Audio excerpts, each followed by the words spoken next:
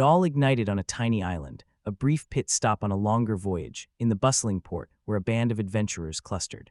Crot, the party's leader, whirled to his companion, a young man named Lime, and with a sudden, blunt declaration said plainly he wanted Lime out of the party. The words struck Lime like a physical blow, leaving him utterly bewildered and stammering for a response.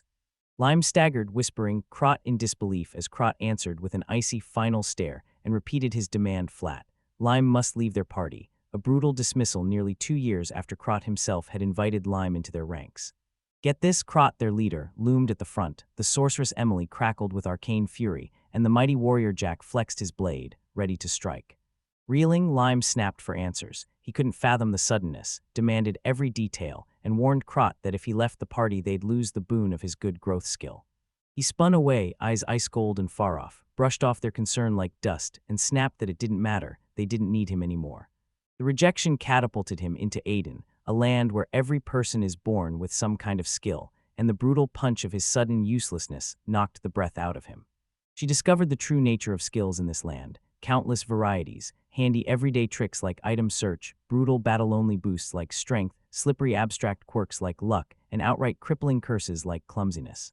His skill, good growth, was a rare miracle. It turbocharged everything nearby, sending adventurers skyrocketing through levels and granting 3 times the XP even from a single slain monster. His power flowed into fields and barns, livestock fattened and vegetables burst with health. For a simple village boy, this skill was a godsend, and its uncanny versatility had the party constantly inviting him to join. He remembered how his skill had launched Crot and the others' levels sky-high, until Crot's cold, distant voice sliced through the memory, acknowledging Lime's contribution and declaring they'd all become strong enough now. He coldly declared they'd probably hit their max level and weren't leveling up much anymore, so Lime's skill was no longer needed. Then he added bluntly that in a fight Lime was completely useless. He cut straight to it. Lime had always been a financial drain. His worth wasn't just 0, it was negative. The words landed like a slap, leaving Lime frozen and speechless. He'd cooked, done the laundry, hunted down supplies, done so much other work. How could they say this? Was his good growth truly no longer needed? Emily curled her lip and spat parasite, accusing him of freeloading at a high-class party. Jack thundered that a weakling who couldn't even defeat one monster was useless, and their combined contempt froze Lime into silence. He froze as a cold bead of sweat carved his temple, the cruel words hammering in his skull, and he choked out, "Doublish, what did you say?" Then memory slammed him back to when he first joined the party, all low-level rookies barely able to handle even the weakest monsters, like that hulking rock golem that still crowded his mind. Crop replayed his party's recent triumph, knowing Lime's growth effect had blasted everyone's levels sky-high, yet he inwardly scorned Lime as a weak, useless parasite, convinced their new power would push them into deadlier quests, and Lime would only drag them down. He spun to Lime and tossed the choice to him. The road ahead was a death trap, and protecting a burden would be impossible, so Crot urged Lime to return to his home village or find work elsewhere, convinced someone would put his growth skill to use. Crot barked that their business was finished and that he, Emily, and Jack would keep chasing adventures. Then the 3 strode off, leaving Lime alone, frozen and speechless. He planted himself on the creaking docks, fists clenched, as the ship bearing his former companions slipped away until it was a tiny speck on the horizon. He collapsed onto a nearby crate, admitting his skill was useless in a fight while Crot's cruel words still burned him. As he stalled over what to do next, a sharper, crushing thought slammed through his doubt. He'd been branded a burden. The word thudded in his skull as he sized up his location. He stood on an island that wasn't his homeland, and a mental map unfurled, port, a village, and the very city under his boots, all cradled between a dark forest and jagged mountains.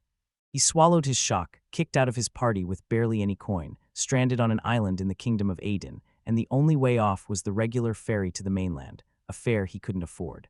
He trudged down a desolate path, grim thoughts gnawing at him as the port offered nothing, and he clung to the slim hope a farmer might hire him. Then a bitter realization struck. Had he seen this coming, he would have demanded severance pay. He's mid-stride when a cold drop slaps his cheek. He jerks his head up, dismay flooding him as the sky opens and the rain begins. The drizzle detonates into a torrential downpour. Soaked through, he bellows in frustration, knowing he must find shelter this instant. He exhales, convinced even the weather is out to get him. Then through sheets of driving rain a lone building materializes on the horizon, a possible refuge. He barrels up to the structure, realizes it's a cowshed. A deep, mournful low from inside confirms it. Stepping inside, a gut punch hit him. The animals were pitiful. cows gaunt to the bone, coats patchy and thin, udders sore and clearly unhealthy, and the sight churned his stomach. As he puzzles over what could have happened to the owner of this place, two small cat-like children barrel into view. The axe-wielding boy snarls, demanding who he is and if he's come to capture them. The girl peeks out from behind him, and Lime locks eyes with silence and stuns him. Lime stops skidded to a halt, eyes snapping wide as two small, defensive beast people, a boy and a girl with twitching feline ears and swishing tails, planted themselves before him and glared with raw, fierce hostility.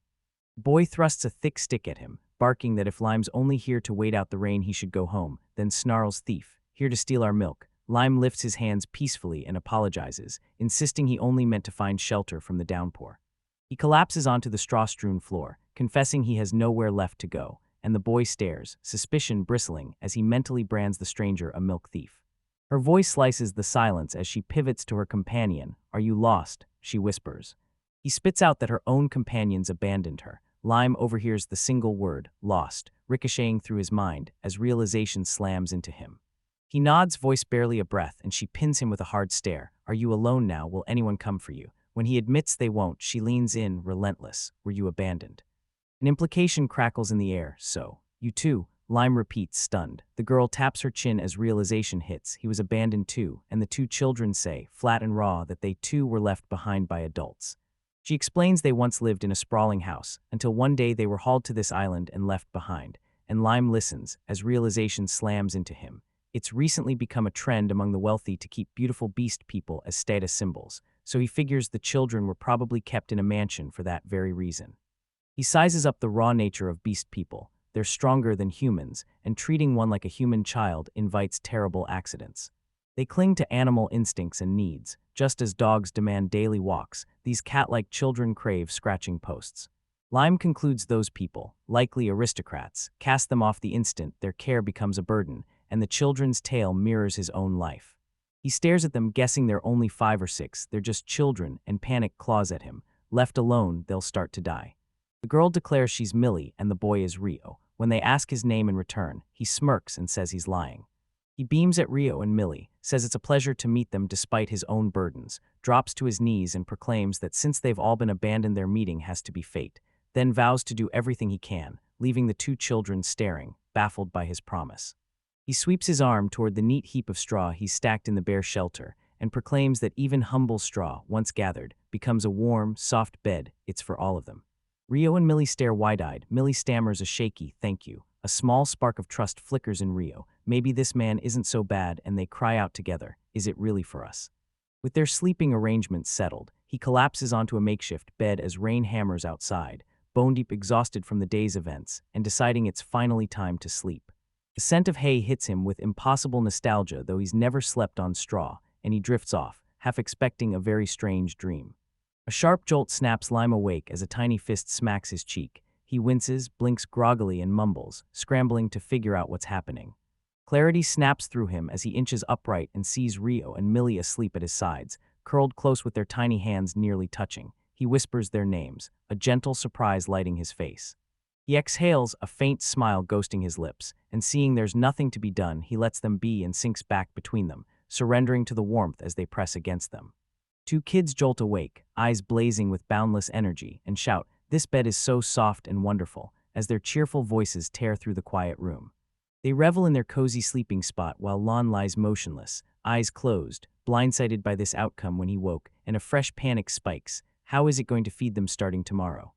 Elsewhere in another room, a digital alarm clock shatters the silence with an insistent beep as its bright display slices the darkness and glares 3:50 a.m. A piercing alarm rips the dark-haired, pointed-eared young man from sleep. He bolts upright, eyes wild with panic as he realizes it's milking time and he's late again, while outside the farm lies pitch black, a stark testament to how brutally early the day begins here. He barrels into the barn, clutching his head and blurting a breathless, "Good morning," as a stern-faced older man meets him and immediately scolds him for being late. The man jabs a finger at the stalls, warning him to hush or he'll spook the cows. He drops into a sharp bow, snaps upright with iron calm, intones, "Fujisawa Lime, heir to the farm," and declares he's ready to begin work. As he steels himself, the weight of the Fujisawa farm, held by his family for generations, pulses in his blood, and he dives into study, determined to one day take over the entire operation. Managing the farm turned into a daily juggling act, so they pivoted, branching out with guided tour and other public-facing events. The farm even runs a buzzing cafe selling goods made on site, butter, cheese and dreamy soft serve churned right there, and he knows that, for now as an intern, his role is to tend the cows and staff the cafe. Responsibility sits heavy in his mind. One day he'll have to take it all, and right now he proves it. Hands steady, he milks the cow with practiced ease while the foreman watches, approval shining as he notes how masterfully the young heir handles his chores. His practical training explodes into a crucial, often overlooked ritual. The foreman teaches the pre-milking routine, and the very first move is to press a gentle palm to the cow's hind leg, an unmistakable signal of his intent. The foreman leans forward, making it clear this prep isn't just cleanliness but a health check for problems like mastitis. He demonstrates wiping the udder with a clean cloth, disinfecting his hands, gently rubbing the udder, then sliding a bucket underneath to begin milking, and Lime watches wide-eyed, stunned at how much there is to learn. A soft, practiced touch triggers a rush of oxytocin that soothes the cow and lets the milk flow freely. The cow shifts steadily as Lime puts the lesson into practice, and the foreman grins that young cows are a pure pleasure, hardy, seldom sick, and easy to tend. At the Fujisawa farm, a worker finishes a careful check of a cow, confirms everything's normal, readies the milking rig, and murmurs to the animal to wait. It's next. The foreman strides over, snaps Lime, and sneers at his clumsiness even though Lime handles the other cows with ease, demands why he's always late. Lime apologizes and admits he can't drag himself out of bed, and the foreman, unimpressed, orders him to get to work cleaning the barn and feeding the animals. Each daily ritual catapults him into his father's voice, drilled into him since childhood. Pamper the cows like princesses and they'll give you delicious milk. He lives by 3 iron rules: make milking comfortable, keep the raw milk spotless, and stop disease in its tracks. And he keeps living the farm life, even when conditions are far from perfect. Elsewhere in a simple room, a young man named Lime wakes and stretches, yawning as he savors a day's good work. His digital clock blinks 9:56. He hesitates over the alarm, then abandons it, feeling sleep pull him under again. A moment later, his eyes snap open. Clarity rips through him, and a single thought hits like lightning. Joel bolted upright as panic slammed into him. It's milking time. His alarm rips him awake. Confusion crashes in as he scans the room. He's in his bed, wrapped in a cowprint sheet and sitting on a pile of hay. Then it clicks. He sheltered from the rain in a barn last night and must have fallen asleep. He snaps upright and fires. What happened? Beside him, Millie stirs, blinking awake and murmuring a sleepy good morning. She whispers sorry for waking him and gushes about the beautiful weather outside, and he pivots to spot Millie and her brother Rio still dozing in the hay right beside him. Stepping outside with Millie, a sudden jolt hits him. Yesterday's chaos flashes back and he blurts, "How's Charu holding up?" He whips his gaze to the vast, open land before them, roomy at a glance but now swallowed by thick, rampant overgrowth. Kneeling, he plunges his hand into a tuft of grass and inspects it. It's decent. With sweat and toil, this land could be turned into pasture for livestock. A shockingly realistic vision detonates in his mind. A man in unfamiliar clothes tending a cow. Questions spike. Why does he hold such precise farming know-how when he has no memory of ever doing this? He shakes his head and banishes the notion as absurd. Millie's voice slices through his concentration. She asks if the farm has a manager and he admits he doesn't know, but the strange tug won't let go. He starts to suspect these flashes are echoes of a past life as the image of another man working the land surges back, leaving him to wonder if he really had worked a farm before. He spun to the young cat girl and demanded what they'd been eating. She said, flat and serious, that whenever hunger hits they just drink milk, and with a grave look added they've been here a full month. No one has come by the whole time. Understanding snaps into place and he sinks into the tall grass, convinced the place was abandoned for a reason. The little girl settles at his side, absently twirling a blade of grass while he murmurs that he understands. Thoughts slam back as a strange, razor-sharp knowledge floods him. He wonders why he instinctively knows how to handle cows, past life memory or something stranger. A new idea snaps into place and his face hardens with iron determination. This could be his chance. Lime stares at his hand as the sting of his old party's cruel words cuts through him. They used his skill and tossed him aside, but the pulse of his rare growth gift lights a roaring resolve. Rebuild this farm, secure his life, and never hear those words again. Decision made, he shoots upright and vows to start this instant. Millie the cat girl blinks and asks what's happening. He snaps that they're cleaning the cow sheet, and a battered set of old tools waits. It's decided. He whips to the children, fuming that it's a shame to keep cows in such filth, and promising that if they clean it all the cows will reward them with delicious milk. The word delicious makes Millie's ears snap up and twitch with excitement, and Lime urges them to help, warning the sooner they finish the better. Rio and Millie erupt into eager shouts, ready to help. Lime beams with approval and tells them to grab the old straw and haul it outside. They hurl themselves into the work with explosive energy. Lime watches, wonder igniting in his eyes. These kids are tougher than any human child, and the two shout together that it's all for the milk. They dive in, and in no time the cow sheet is much cleaner. Lime thanks them for their hard work, says the next step is to lay down new straw, and the children beam with pride. Now caked in grime from their work, the group huddles before an ancient stone well as Lime heaves on the rusty pump handle, grunting with the effort, craving water to wash them clean, and only able to wonder if the old well will even spring to life. He heaves at the rusty handle of the well pump as the kids pile on, grunting that he can't do it alone and barking for help. Then they all throw their weight into it, muscles straining as one. They heave as one, and water suddenly explodes from the spout. The kids erupt in wild cheers, doused by the cool spray, and he wipes sweat from his brow, exhales, relief crashing through him that they'll at least have water for their needs. Water secured, he zeroed in on a small, weathered house nearby. They can't sleep with the cows, so this place will have to be their shelter, even if the inside is dilapidated. He storms inside, and a choking cloud of dust slams into him, forcing a harsh cough as filth and garbage coat every surface, the air razor-thin, and he vows they must give the place a thorough cleaning. He springs into action, barking at the kids to fling open every window and flood the room with fresh air to drive the dust out. They spring into action, and he stays in command, barking orders to haul out every scrap of garbage next, then scrub the floor with a stiff brush. The kids pounce on the wooden floorboards, scrubbing with fierce energy, and the girl beams that after they wash it they'll wipe every inch with a cloth. They're dead set on making the place shine. She and the others stepped back, breathless with pride, to admire their handiwork. The once filthy kitchen now gleamed, clean dishes stacked on shelves and wooden furniture polished to a shine, and the children stared wide-eyed at their new home. They exploded into jubilant celebration. Rio and Millie flung their arms skyward, cheering they'd found an amazing home for all of them, Millie grinning that now they could finally sleep in peace as she watched everyone's delight, and Lime chuckled that, tiny as it was, it had turned out surprisingly cozy. His comment hung in the air, and the children's excitement drained away. A harsher fear surfaced. Rio demanded what they'd do, and Millie slapped them with the cold truth. They had no food, hadn't eaten since the day before, and when her stomach growled, Lime jolted as the reality hit. He dropped his gaze to their worried faces, held a single heartbeat of thought, then vowed that now they'd all be living together, they'd find a way. The two children looked up at him, faces caught between hope and uncertainty.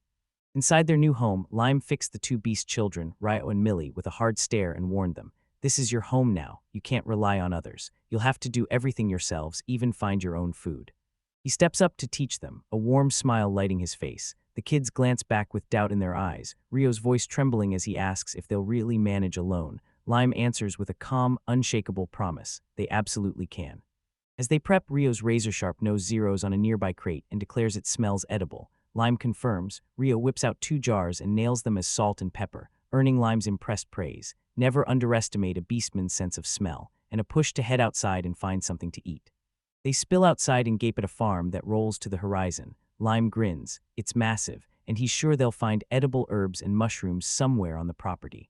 Neil planted himself in the field and kicked off their first lesson. They had to learn to tell edible plants from inedible ones, and he warned them to pay razor-sharp attention. If anything happened to him, they'd have to survive on their own. He sweeps his hand over the patch, dandelion, parsley, wormwood, naming each like a lifeline, and orders Rio to stare and remember, they're all safe.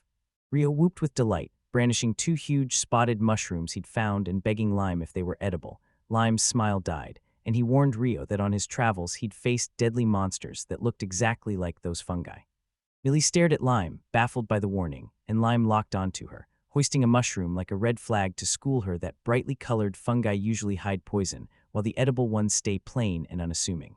Just as he wraps up his instruction, a voice rips out of the tall grass. It's Rio, shouting, "Where are you?" And Lime and Millie spins, scanning the swaying blades but finding no one, only Rio's voice ricocheting across the field.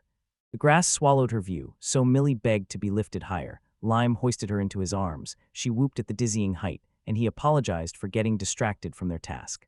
He hoisted her onto his shoulders, and she whooped, buzzing at how high she sat. From that perch she spotted Rio sulking nearby and waved him over. He stunned them by flatly saying he wasn't interested. Her gaze rockets to a tree hung with tiny red fruit. She jabs a finger and asks what it is. Lime looks over, guilt prickling, and he sees Rio, despite his words, clearly intrigued too.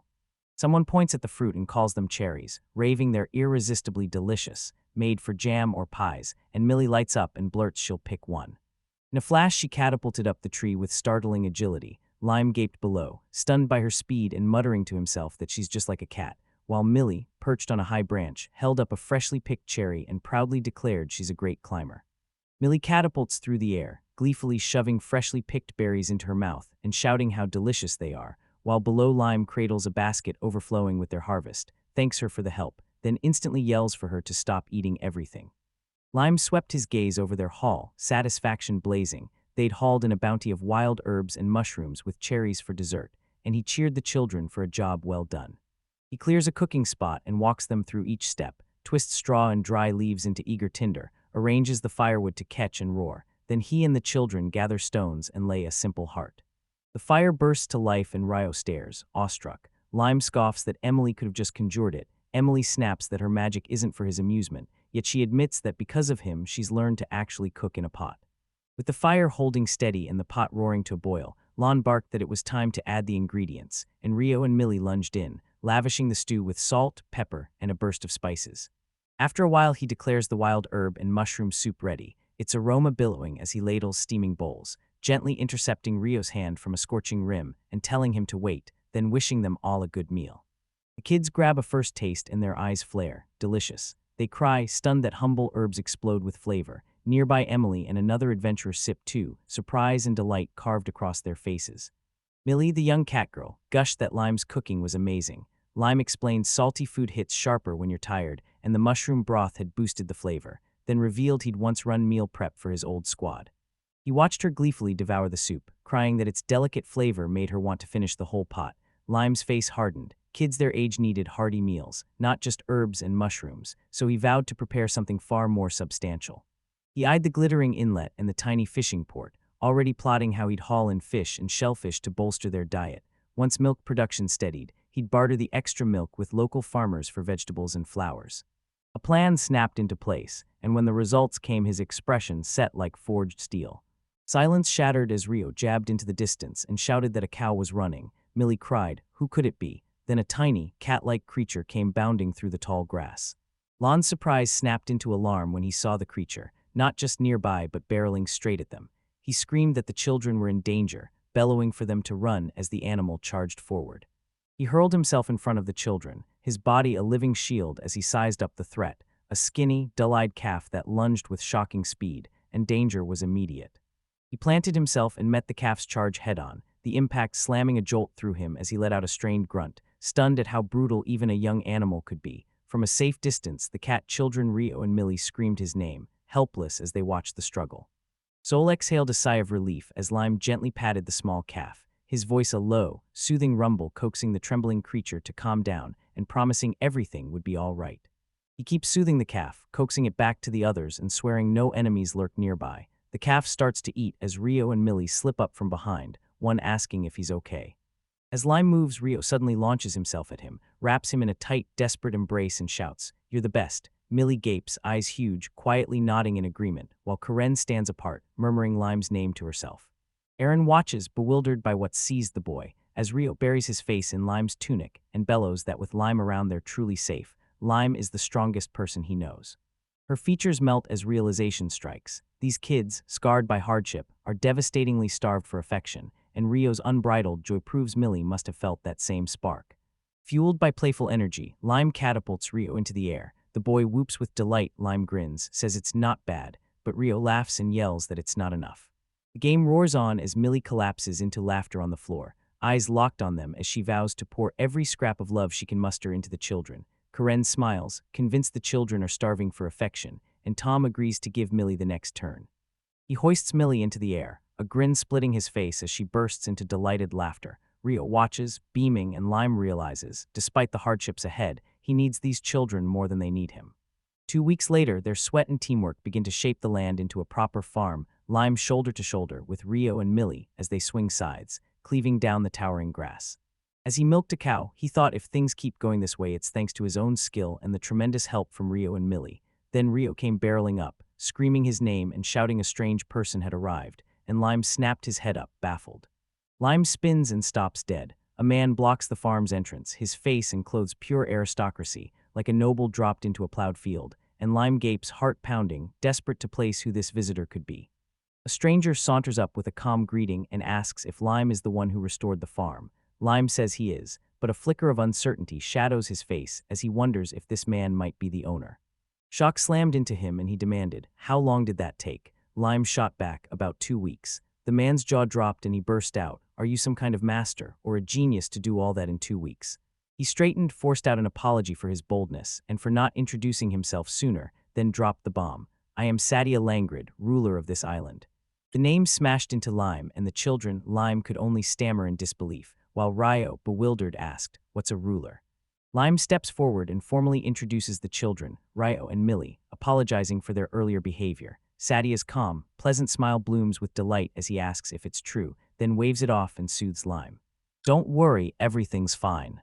A startled yell rips through the air. Lime, staggered by the man's title, snaps, "A lord, are you really one? Who are you?" while Rio pins him with a hard, suspicious glare. Sadia waves the worry away, insisting they're only children who meant no offense. Lime bows in apology, and when Sadia tasks him with watching Rio and Millie and fetching water, Lime eagerly agrees. He grins warmly as a private thought darts through his head. This lord is far younger than he'd first assumed. He pivots the conversation and snaps, "When did you register?" Lime freezes, confusion washing over him for a beat. Sadia locks eyes and declares he must know everyone in his territory. He's ordering a full island census to record every inhabitant's name, address, and other details into an official registry. He snapped a slim tube into view, registration forms he planned to issue stuffed inside, and fired, "How long will you live there? Moving in the next 2 or 3 years." Lime vowed he'd stay, but his eyes locked on the tube in the man's hand as the plain stick revealed itself as a secret container. He stares at the sea and vows to live by his own rules on this island as flashes of Millie and Rio. The scrape of tools, shared food, stolen laughs explode in his chest, and he realizes he's not alone. He's finally found somewhere he belongs. He whipped his gaze to Sadia and burst out, "Can I stay here for a long time?" The Lord's warm smile tightened as he leaned in and asked, "Do you really mean it?"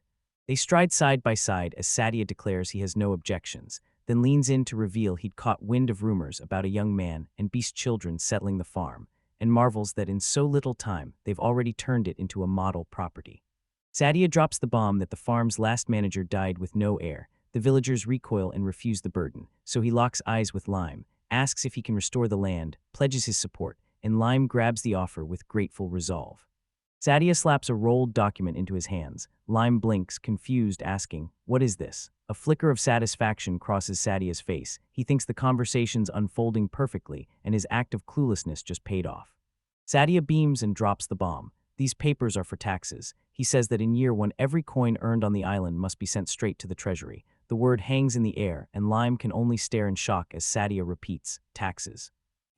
Lime glares at the tax document, a deep furrow carving his brow. He reads the figures with cold clarity, yet the impossibly low total shouldn't exist. For a pastor of his immense size, the tax should be crushing, and annoying suspicion won't leave him. "It's far too cheap." Confusion surging, he spins to Sadia Langrid and thrusts the paper at her, stammering, "Can this sum possibly be right?" Sadia soothes him with a steady smile, admitting the tiny total looks odd at first but promising a simple explanation. He confirms the math, it's dead on. The island is crawling with abandoned villages that have crushed land values, so these holdings could be the country's cheapest starting next year. Sadia grins warmly, urges Lime to just pay the taxes, wishes him luck and reminds him to bring the immigration forms when he's ready, and Lime, stunned by the generosity, can only offer a sincere thank you. Sadia slips away while Millie rushes up to Lime and demands, "Who was that lord?" From afar, Sadia wonders to himself how a nobleman could travel without a carriage, and Lime spins to the children and declares, "He's the island's owner, the boss of the whole place." The kids erupted in shocked gasps. Millie blurted, "Is there a boss on this island?" Rio scoffed, "So is he some kind of criminal?" Lime cut in, "Sadia's the one taking care of us, we have to show him respect." Unconvinced, Rio smirked, "So if he starts demanding money, can we just beat him up?" Before he can answer, Millie cuts him off and jabs a finger at a hulking cow, blurting that every time she walks by the beast it rubs against her. She demands to know what's wrong with it and what that rubbing means, and Lime turns to look, his face folding into thought. She drops to her knees and sees the udder painfully swollen. He tells the kids the cow must be milked twice a day and will recover fast, then sensing her discomfort, he urges them to check. He's sure she wants to be milked. He tells the children not to worry, promising he'll learn every task, but admits he can't do it alone. With a determined look, he announces they'll be helping with the milking from now on, and the children gape in surprise. He launches the lesson like a drill sergeant. Wipe each udder with a clean cloth, then, with slow, deliberate strokes, begin milking, pamper the cows like fragile princesses who need special care. Their hard work pays off. The children erupt in cheers as buckets brim with fresh milk. He promises that if they keep caring for the cows, they'll always be rewarded with plenty of delicious milk, and when Millie tastes a drop, she beams, confirming just how good it is. The kids, still beaming, vow to try harder next time, and Lime's grin widens as he marvels at how amazing cows are. Simple truth. Treat them right and that goodness comes back to you. 3 days later, after finally finishing the island's resident registration forms, Lon strides up to Sadia Langrid's estate to hand them over, the Lord's mansion looming before him like a monument to his power. From the balcony above, Sadia Langrid calls down warmly. Lime cranes his neck at the impressive building and immediately feels out of place, sure that Sadia, as a lord, belongs here more than he ever could. Sadia cuts through his thoughts, welcomes him, and suggests tea before they get to business. His hand hesitates over the cup as his mind snaps to the chores waiting on the farm and to Rio and Millie keeping watch at the house, and he caves. One cup won't hurt. Lime sank into his seat at an ornate table on a stone patio, cocooned by lush greenery, as his host Sadia Langrid beamed and tilted a delicate teapot, declaring the weather far too perfect not to savor outside. Lime murmured his thanks.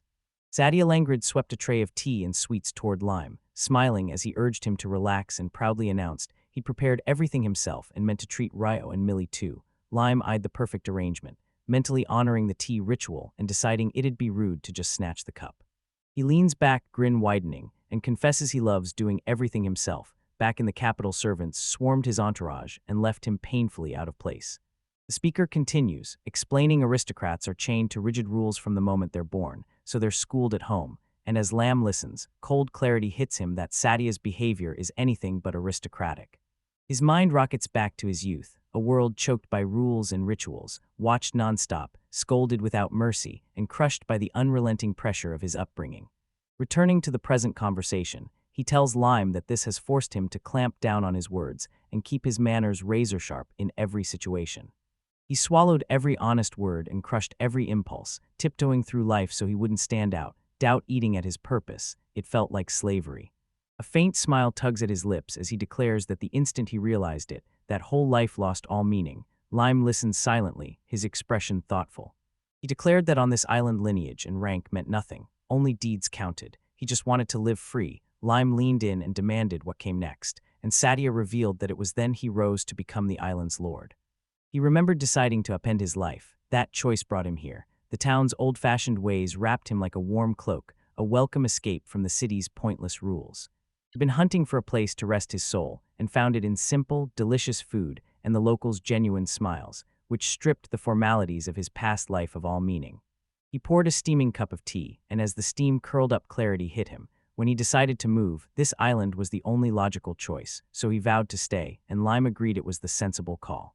Sadia chomped into a pastry, grinning that life here was blissfully comfortable despite one tiny snag. He figured Lime must be a foodie, and pointed out that bargain land prices keep taxes low, making the island a perfect choice. As Lime sipped his tea, he quietly reflected he'd always loved a peaceful rest. He swept his papers aside, apologized for talking so much about himself, and declared it was Lime's turn. The sudden shift stunned Lime, who thought Sadia an astonishing case and had never imagined such a reasonable aristocrat could exist in this world.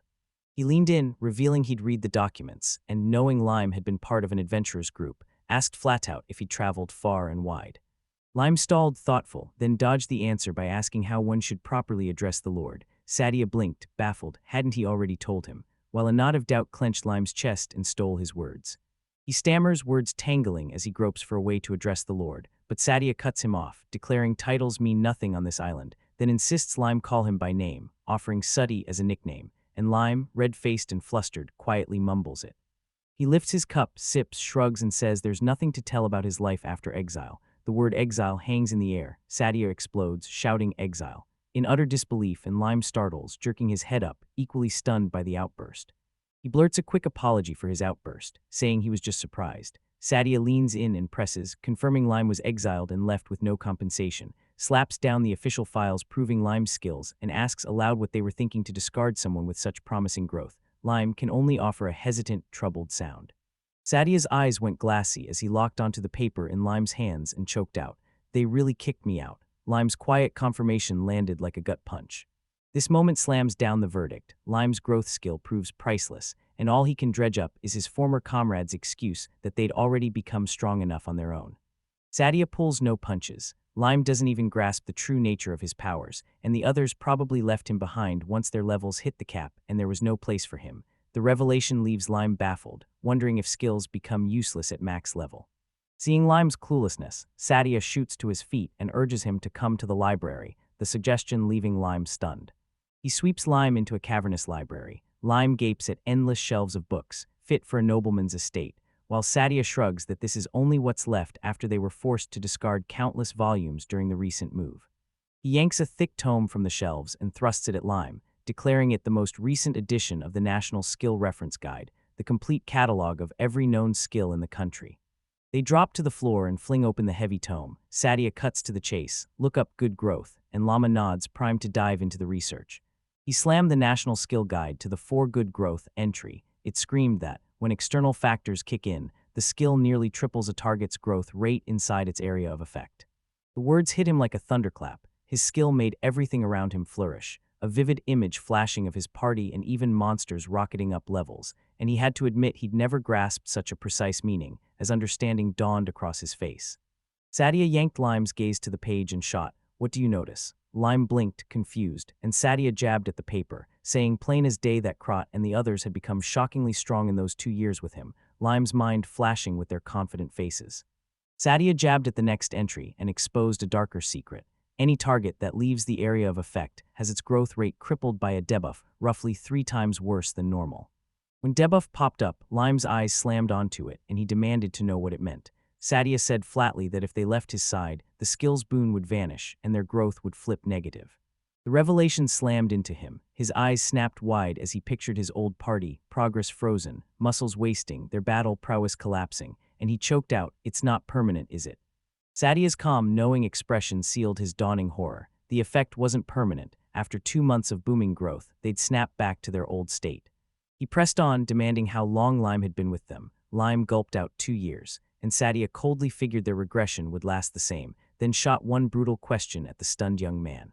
How long before they come crawling back, begging for his return? Lime stammered as horror dawned. His old companions had no idea this would happen, and Sadia's face went distant as he remembered how weak they'd all been 2 years ago.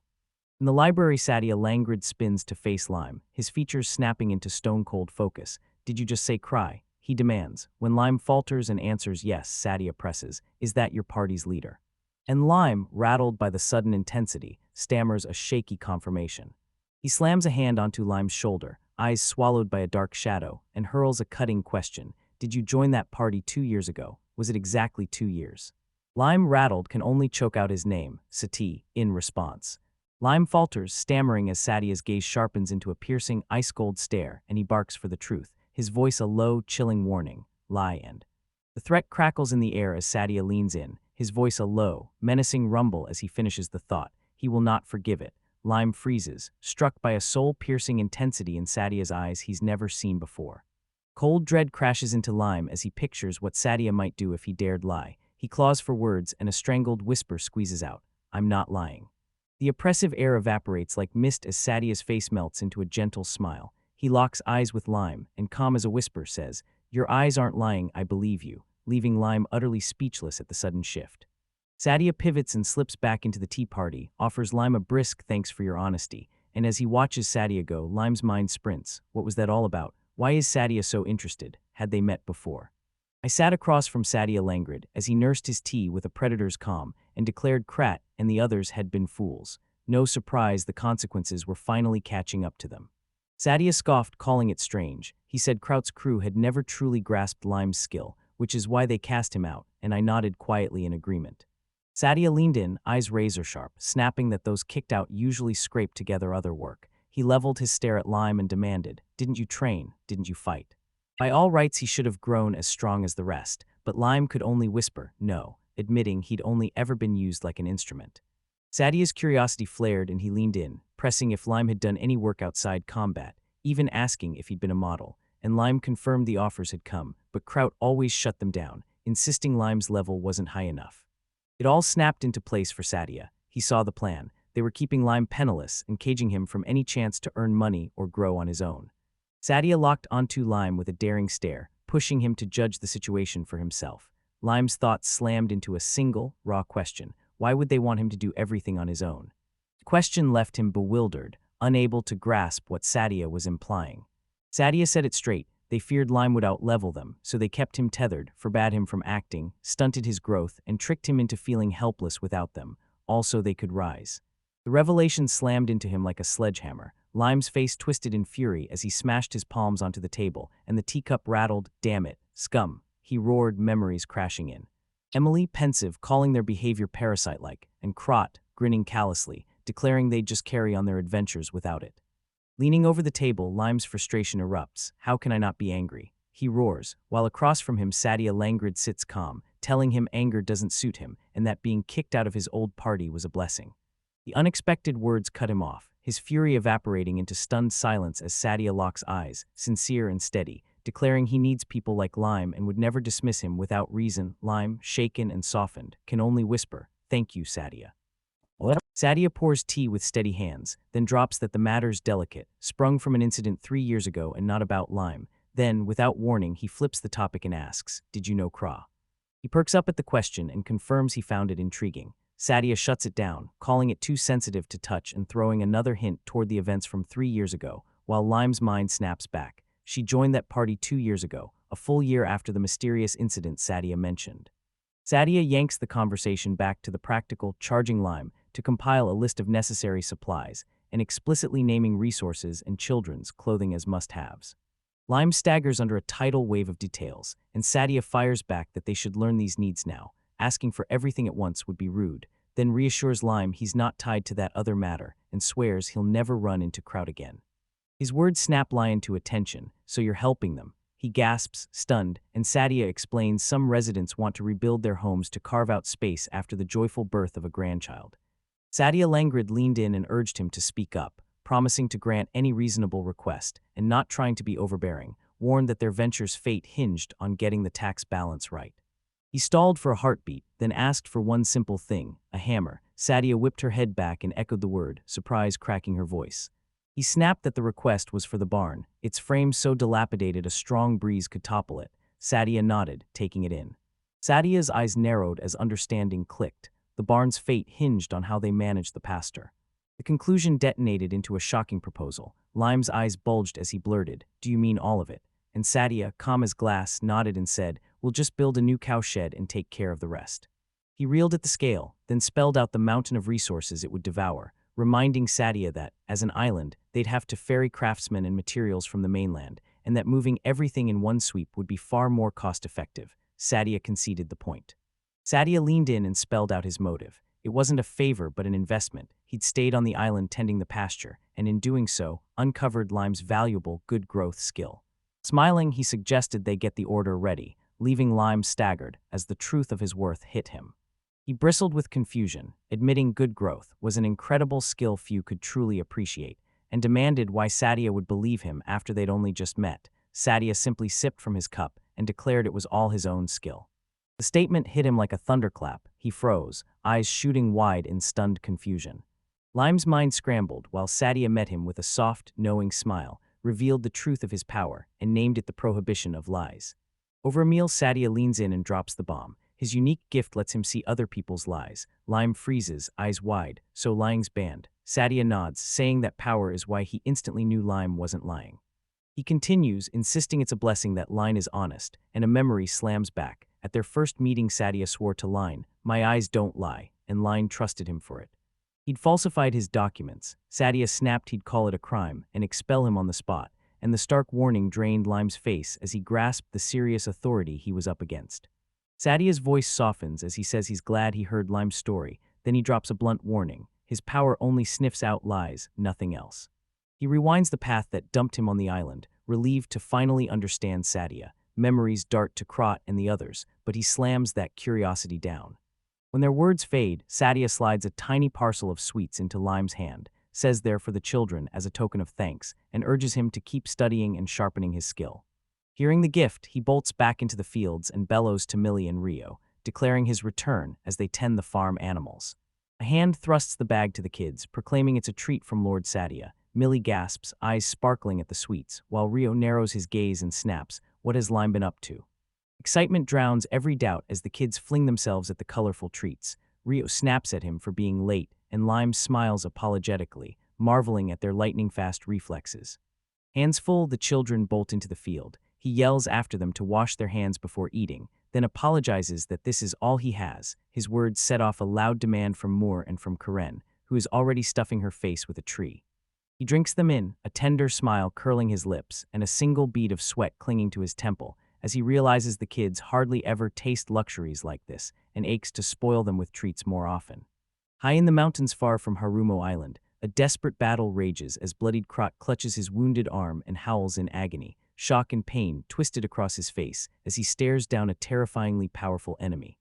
In a desolate, rocky landscape, the adventurers Crot, Emily, and Jack stand before a hulking bipedal dragon that unleashes a guttural roar, its immense power rippling through the shattered terrain. Crot roars for Emily and Jack to fall back, then his shout dies as he realizes they're trapped. His companions hurl themselves clear of the monster's massive claws while he reels. What's going on? Fights have been getting brutal lately. Emily snaps, stunned. A dragon at this level should have been down in under 10 minutes. Later, inside a cavernous hall, tension crackles as Crot slams his fist onto the wooden table and roars for answers, while Emily stands beside him, wide-eyed and utterly bewildered. Anger curdles into gnawing doubt as Emily says their attacks are useless. Jack points out they even failed against a dragon like this, and Crot demands to know why. This has never happened before, and his magic failed to work.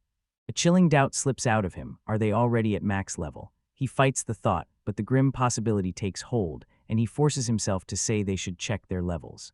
At Crot's request, Emily produces a level meter, a crystal orb on an ornate stand that flares to show an adventurer's level, the sort you see in large ends, and Crot snaps they'll simply re-register to confirm their status. He steps up to the device as dark energy rips through the crystal orb, coalescing into one cold, stark number, 65, silencing the whole party, and Crot snaps, baffled. Is his level really supposed to be falling? His shockingly low level, just 65, landed like a sucker punch on the party. Emily and Crot froze, stunned, while Jack refused to believe it, roaring that it was a lie and lunging at the level meter, demanding to see it for himself. Emily blurted out agreement, insisting the meter was busted, but as their voices clashed, Croc's face went stone, and in a quiet breath he accepted the truth. It wasn't a glitch, they'd grown weaker, and only one hard question remained: why? His mind raced. He remembered he'd been level 100 the last time he checked, and that was before he expelled Lime. A sickening thought slammed into him. Could Lime's skill-good growth have been propping up their levels all along, and now that Lime's gone have its effects vanished? The weight of that possible truth crashed over him as the others rattled on in a frantic discussion. Jack muttered that he still couldn't believe it, and Emily asked, "Are you being serious?" All eyes snapped to Crot, her expression hard as steel, and she ripped out the question buzzing in everyone's heads. Should we bring Lime back into the party? The brutal bluntness of it even caught Crot off guard. Emily slammed her point. At their current level, they couldn't possibly beat the dragon or keep taking S-rank quests, and Jack shot back with a cold truth. They didn't even know where Lime was, and after casting him aside, how could they possibly ask for his help?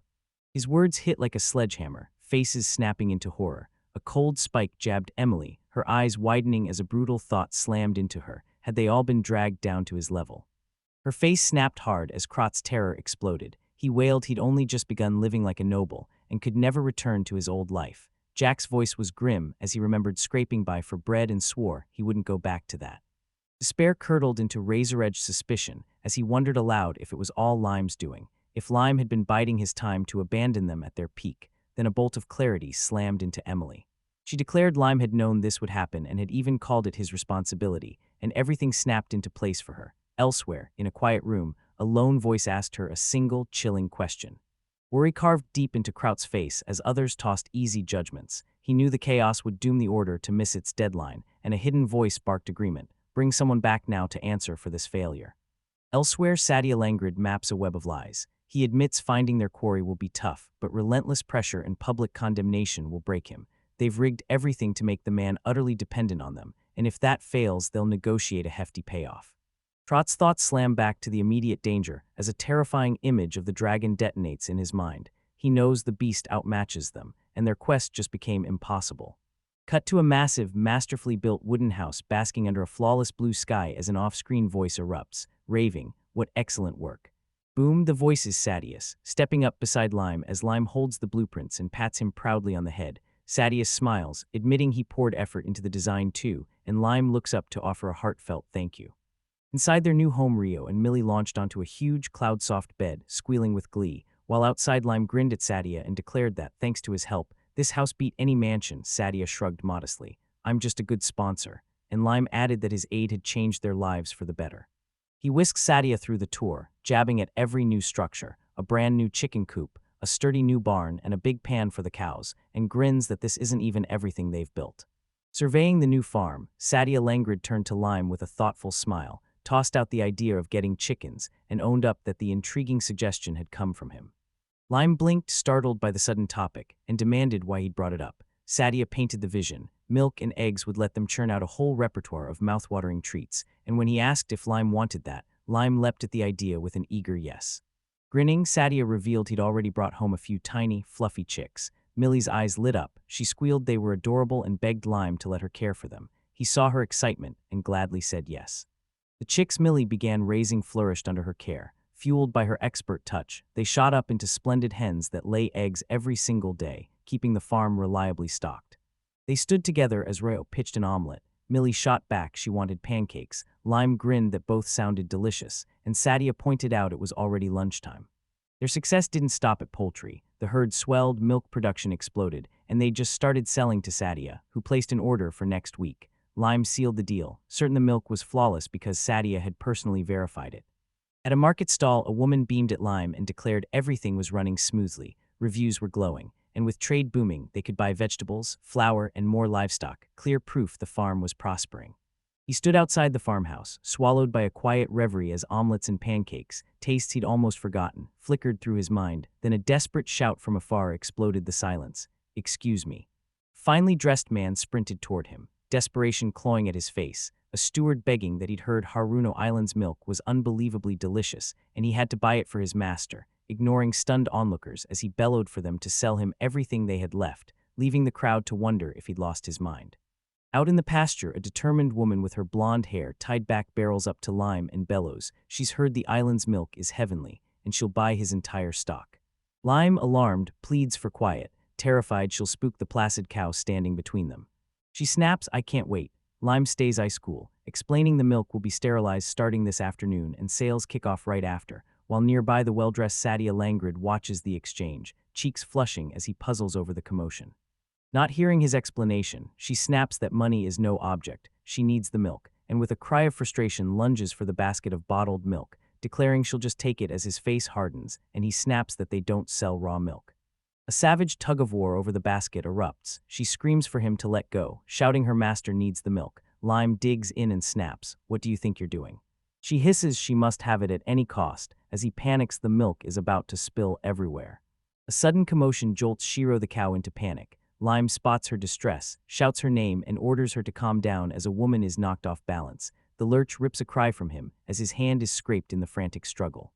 Shiro's agitation spikes. Rio and Millie, the two cat children, explode into panic, shrieking for Lime to save them because they're sure the cow will kill them all. Lime watches, worry etched on his face, begging them to wait, and Millie named that good-natured giant Shiro because she's massive.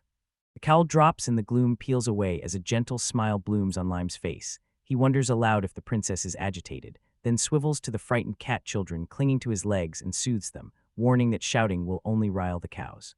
He cups his cow's head and soothes it. Everything's fine, nothing to fear, while a stewardess, soaked in spilled milk on the ground, mumbles she'll handle this herself. Despite his words, the cow shook with panic, mooing uneasily. Lime, flanked by the anxious cat children, waved her off and sent her back to the barn, insisting she not worry about what happened. He exhaled and wiped sweat from his brow, convinced the incident had passed. The kids pointed, yanking Lon's gaze to the man who still stood nearby.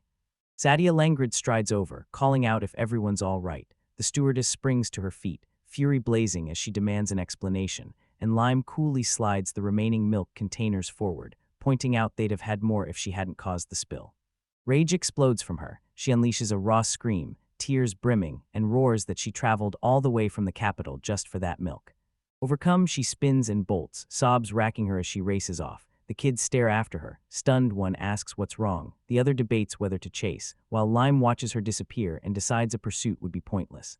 Lime drops to one knee before Rio and Millie, relief pouring out as he says he's glad they're unharmed. He warns that if the cow had truly panicked, he wouldn't have been able to stop it, then softly urges them to be careful around the animal and asks what they'd like to eat, omelet or pancakes. A week later, Lon appears with the farm's milk and thuds 2 massive churns down for Sadia Langridge's residence, and Sadia rushes forward, pouring out his thanks while staring, stunned, at the unexpected haul. Milk supplies have surged, and Lime confirms it. Everyone's on the island snapping it up, but there's only so much anyone can actually drink or use.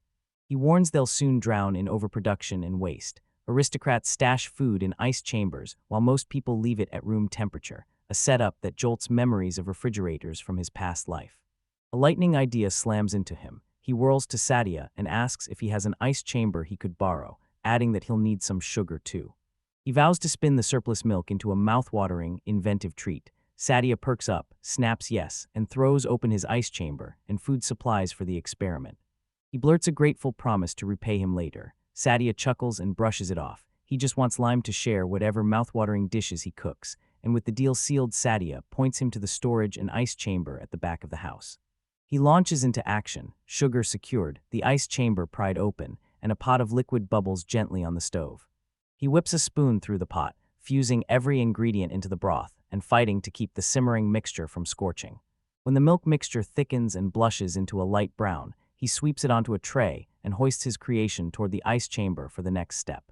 Finally, he unveils the finished confection to Sadia Langrid. Sadia's curiosity snaps. "What is it?" she asks, and Lime grins. "Fresh caramel. Let it cool and harden, then cut it into pieces and eat." And when Sadia, who has never seen anything like it, asks if he invented it, Lime proudly confirms. He confesses the product was something he used to make in a past life. Sadia reels at the revelation, as Lime insists it's time for him to return to the farm. Sadia slams on the brakes, brain sparking and fires. "With all these ingredients, can you make something that's not a sweet?" The question freezes Lime. He stammers, but Sadia barrels on, name-dropping a butter and cream pie that's been tearing up the mainland, and asks Lime if he knows it. The memory of that delicious pie flashes through Lime's mind, and spotting the spark, Sadia snatches a quill and paper and tells him to start now, if he's not mistaken. He painted the treat he was hunting, a round pie stuffed with cream, and as he sketched a rough picture on the paper, Lime's eyes flew open in disbelief as a tiny, impossible flicker of recognition stirred inside her. He grabbed the paper from Sadia, studied the simple sketch, admitted it could be made but would be difficult, and doubted he could bake the bread properly. Then the name Meritatso hit him, a popular dessert from his former world, and he was stunned to find it here too. Sadia Langrid snaps, "Talk to Tommy, the island's only baker, famed for his perfect bread." Lime balks, sure it would be wrong to yank the baker away for a personal whim, but Sadia presses him, demanding why the dessert isn't finished, reminding him of his plan to turn the milk surplus into products and calling out that they've veered off course.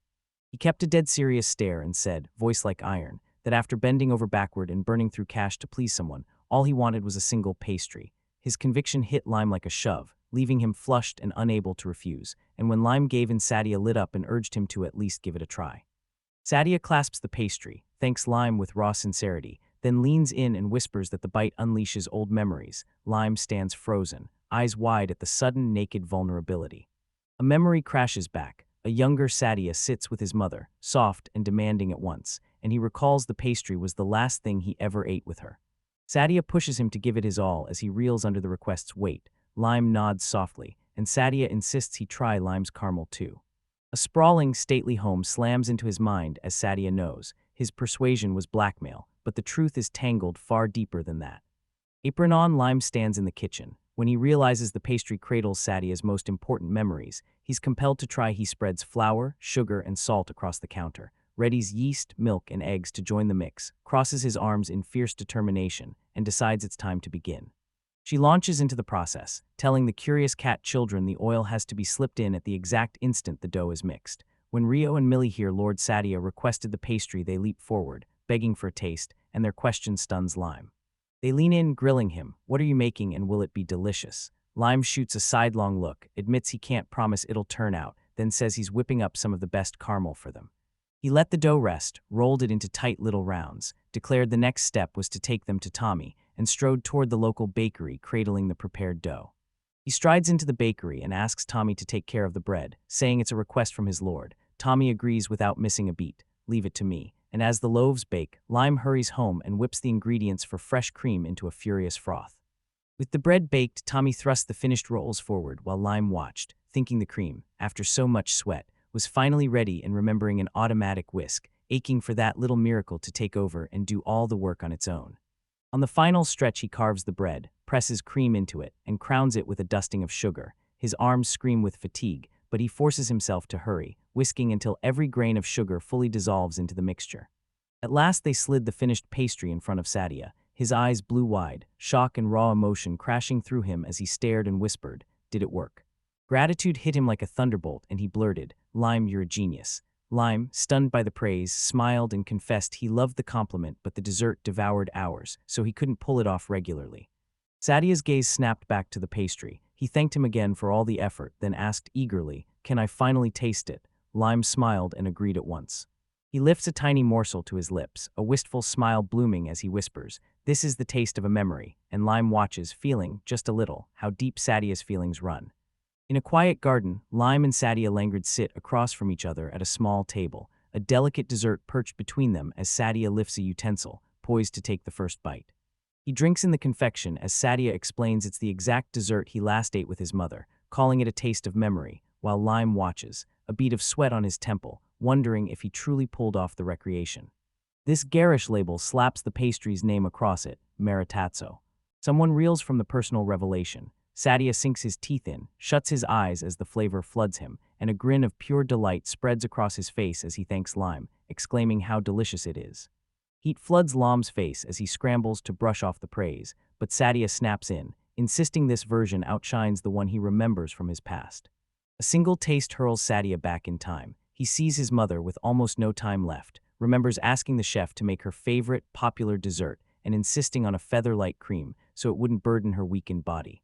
Snapping back to the present, Sadia finishes his story with a somber look. His mother passed away just 1 week after that meal, and he admits a quiet regret, wondering if he'd done the right thing, yet he muses she would have enjoyed a cake like the one Lime made even more.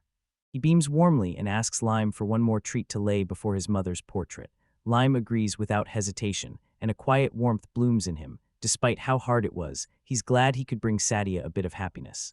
He flips the mood, slides a plate of small, rectangular caramels across the table and calls, "Sadia, try the fresh batch I made earlier." And Sadia, jolted out of his daydream, blurts an apology for drifting away.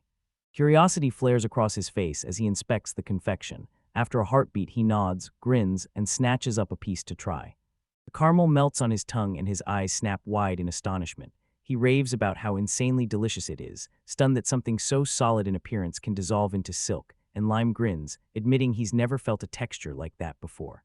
Excitement surges through him as he proclaims the caramel exquisite, good enough to stand beside tea on a shop shelf, and an entrepreneurial spark lights up his face. He snaps into logistics mode, tells Lime to wait while he crunches the cost of a single piece. Lime freezes, taken aback by the sudden turn, and Sadia warns that for the islanders the treat would be unaffordable. It eats up too much sugar to produce. Sadia leans in and lays it out. Sugar is a prized commodity. The cold room floods the numbers until the final tally stings. To trade seriously, we must lock in a proper price and hunt for aristocratic buyers. And Lime listens, eyes steady, admitting Sadia is right. He sat at the table, locked on a plate of caramels that began as a simple trick to use up extra milk and had exploded into a serious business proposition. Even as he pondered, Sadia's strategic mind raced. He was the island's only wealthy man, so real profit meant mainland trade, but he admitted he had no aristocratic contacts there to open those routes. Lime strides up to Sadia and pitches a bold deal. Can he help sell caramel to the nobles on the mainland? Then Lime realizes Sadia is a noble himself, the perfect person to ask. Sadia, mid-bite of his sweet, opens his eyes and studies him thoughtfully. He burns to cross to the mainland and trade himself, but fear roots him. He won't leave the children alone. He says the caramel and Shiro's milk sell like wildfire, yet the milk must be handled and used with ruthless efficiency or it'll spoil. Sadia leans back, eyes sharpening as he nods. It's a solid plan. He asks for a little time, vows to round up the right people to handle it, then thanks Lime from the heart and apologizes for all the trouble he's caused. With business settled for the moment, Lime flashes a quick apology and insists he must return. The children are waiting, but Sadia stops him, urging him to first sample the special tea he's blended from several fine varieties. She grins and tosses out a playful, "Why not have another cup later? Let's all have a tea party." Lon freezes, blindsided by her boldness and convinced it's way too much. Sadia lights up and declares it's a brilliant idea. Lime, cheeks flaming, blurts out, "Tea at my place," then instantly cringes, mortified that he's being a bother. Lime freezes in shock as Sadia snaps up the offer, declaring he'll stay the night to observe the work, pointing out Lime's spare rooms and promising to bring tea and sweets the kids will love, while Lime sits stunned and speechless as Sadia calmly pours another cup of tea. He shepherded his unexpected guest toward the main farmhouse, a sturdy two-story log fortress cradled by the trees. Inside, Millie and Rio had already sensed the visitor. They murmured Sadia, worry carved into their faces. They found two men waiting outside. Lamb told the baffled kids Sadia had decided to stay the night. Sadia offered a guarded greeting and Rio snapped, demanding to know why the boss needed to stay with them. Lime rolled in a cart heaving with fruits and sweets as a welcome offering. The children's eyes shot wide with delight, their suspicion evaporating as they burst into excited whispers, "Can we eat it all?" Fear evaporated into thunderous cheers as they begged Sadia to stay, and Lime rode that rush of excitement, snapping them to attention. "Our guest wants to watch, so get to work now before tea." And so the observation kicked off. Sadia leaned in, hungry-eyed, as Rio's practiced hands coaxed milk from the cow. Later, Lime moved through the group pouring steaming tea for everyone, and Sadia was instantly charmed when Millie, beaming, introduced him to one of the farm's chickens. As evening fell, they gathered for a simple meal. Sadia and the children dug in while Lime watched, a quiet, content smile curving his lips as his unexpected guest slipped into the circle as if they'd always belonged. Night swallowed the sprawling wooden farmhouse as Sadia turned over his time there, smiling at how this change of pace felt pleasantly welcome. About a week later, an even grander building towered beneath a brilliant, cloudless sky. Back at the farm, Sadia cradles a slice of cheesecake like treasure, savors it and murmurs, "It's delicious," while Lime across the table beams and asks, "Is it really?" The dessert exploded from Millie's latest endeavor. While still collecting milk, she decided to bake a cheesecake, tossing cream cheese, sugar, eggs, and flour together, then folding in cream and lemon juice and stirring it all until silk smooth. Clutching the detailed recipe like a treasure map, cat children Rio and Millie dive in with glee, pounding crushed biscuits with butter into a crust, pouring the silky filling into the tin and sliding it toward the oven. Another masterpiece, the cake gleams as Lime inspects it, then worry flashes. They're out of sugar, so baking has to wait. Sadia agrees, says they'll have to send someone for sugar cane, and casually drops that the recipe came from his past life. One thought catapults Lime into a bigger problem. Stirring a pot, he watches farm milk surge. Producing milk and cheese every day still leaves heaps of surplus, while Sadia, fork hovering, wrestles with whether to ask someone to move to the island. He gapes at endless rows of milk cans as a cold knot of worry tightens. There's no way the islanders can drink it all, and he might have to start dumping the surplus, when Sadia bursts in with a staggering pile of corn, grinning and offering him some.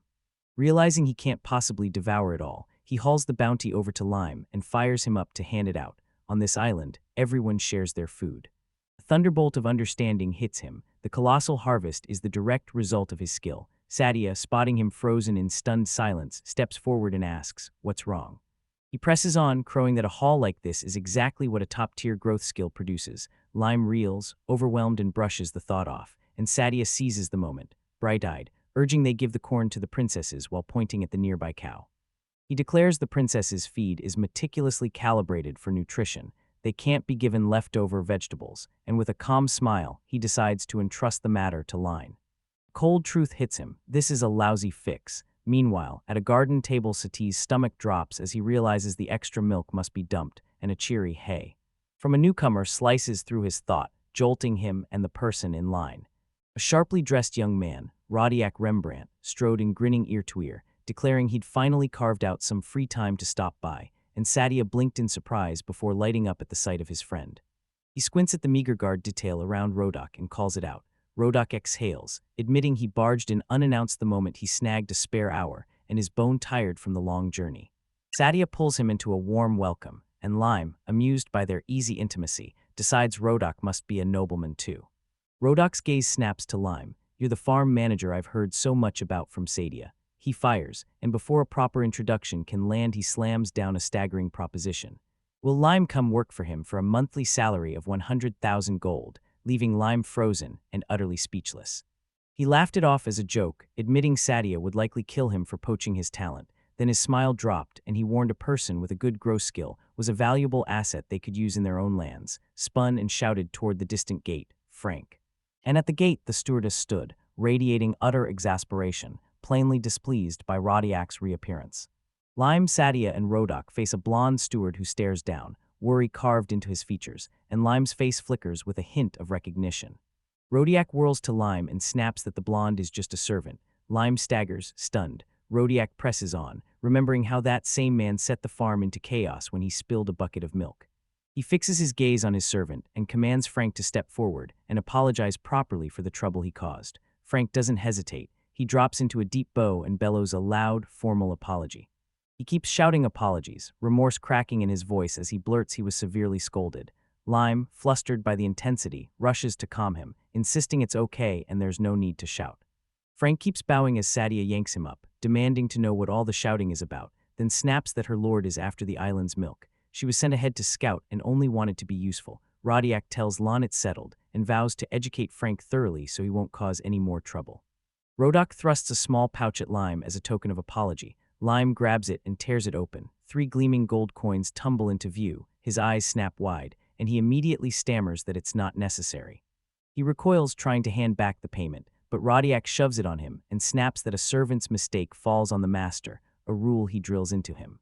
They declare it's just established custom. Lime freezes, incredulous, asking if they really mean it, and Rodiak confirms, while Sadia explains that refusing a noble's goodwill reads like an insult, so nobles often parade their charity to save face. Knowing it's expected, Lime turns and drops into a low bow, thanks Lord Rembrandt, and formally asks permission to use the funds for feed and new tools. Rodak's face bloomed into a warm smile. He agreed at once and wished Lime luck with the farm, and as the 2 noblemen left, Sadia felt his assumptions crumble. He'd thought nobles arrogant, but now he understood why his servant prized Rodak as a man of true character. As they walk away, he grins that he'd just devoured the dessert Lime made. It's heavenly and Sadia has to try it, then declares he's brewing milk tea and exclaims it's wonderful. Rodak beckons Lime to stay for tea, but Lime hesitates. Rodak sighs that it's a pity, tea's always better with him here, so Lime steels himself to go home, knowing the children will worry if he's late. Night had fallen as Sadia lingered and Rodiak Rembrandt prepared things separately. Sadia thanked Lime and wished him luck with his work, and Lime watched them go, a strange lightness blooming in him since he hadn't even told them his whole story. As they reach the gate, Rodak snaps back and shouts, "You staying the night?" And Lime, still facing away, says he thinks he'll be staying for a few days. Lordiak beamed, eyes alight as he announced he had something to discuss. Lime, piqued, spun to face him and demanded, "What is it?" Later, Lime bursts into the farmhouse kitchen, and Millie greets him with a radiant smile, whisking a huge bowl as she welcomes him back. He beams, thanks her, and heaps praise on her for all her hard work. Rio bursts in, hoisting 2 enormous buckets brimming with fresh milk and bellowing his arrival. Lime gushes praise while Millie smirks. "You milked the cows by yourself again. Those animals are always making a racket." The hotel swore drinking the milk wiped his fatigue away as if by magic. Millie gushed it helped her too, making her hair and skin glow. 2 kids light up and nod in unison. It's true, they're forever buzzing with boundless energy and rock-solid health. The older man beams, stunned by a rush of vitality and swearing it's the food from our trip. Lime snaps that it's the milk's nourishing power, and he feels incredible too. He isn't alone. Villagers flood forward with stories. One woman exclaims her skin feels refreshed. Another, cradling her child, says the baby has grown healthier from the milk. An older man swears he feels much better whenever he drinks it, and a type of praise Lime has heard often. Their praise hits him like a blow, and Lime can't deny it. The milk is exceptional, and now he's staring down a brutal problem: how to consume it and how to get it where it needs to go. He stares at the weathered farm building, mind racing. If he could sell on the mainland, life would be 1,000 times easier, but right now it's nothing more than a distant wish. A hush swallows the scene as they plunge into thought, that brief, quiet moment ebbing away. The following day, silence shatters as a voice from the main house booms his name, Lime. Startled, Lime whirled to find Rodiak Rembrandt and Sadia lingered in the doorway. Rodiak beamed a warm greeting, saying he was glad to see Lime and that they'd come to speak. And Lime, thrown by the sudden visit, apologized for his appearance as he stared down at the milk-brimming buckets and marveled at the day's incredible yield. Lime spilled the whole dilemma. It wasn't a disaster, he insisted, but tossing the extra milk felt like a crime. Sterilizing that massive volume would be a logistical nightmare, since they pasteurize and bottle it for local sale. The nobleman flinched, incredulous. "Just toss it." Lime snapped. The island couldn't absorb that volume, and repurposing it into other products would only swallow a tiny fraction of the surplus. He let the facts sink in, a calm smile blooming on his lips as he declared, "In that case, I'm relieved." And Lime, thrown by the sudden flip in tone, could only choke out, "What do you mean?" The nobleman leaned in and laid out his offer. Would Lime sell him the surplus? Better yet, build a supply route into his territory. Lime froze. Sadia snapped that Rodiak had been eyeing that milk for some time and was still reeling. Lime whispered, could such a scheme even work? Accessible, Rodiak Rembrandt bursts in with excited energy, saying he carved out time to come to the island because he wouldn't give his consent without seeing things for himself. He says he tried Lime's milk yesterday, and it blew past his expectations, and when Lime reels at his vigor, Rodiak confesses he fell for the milk, downing so much with his tea that he couldn't even finish his cream soup at dinner. Dawning understanding flooded his face as Rodok's reasoning snapped into place. There's no reason not to bring that delicious milk to their lands. That's exactly why he's come to speak with him.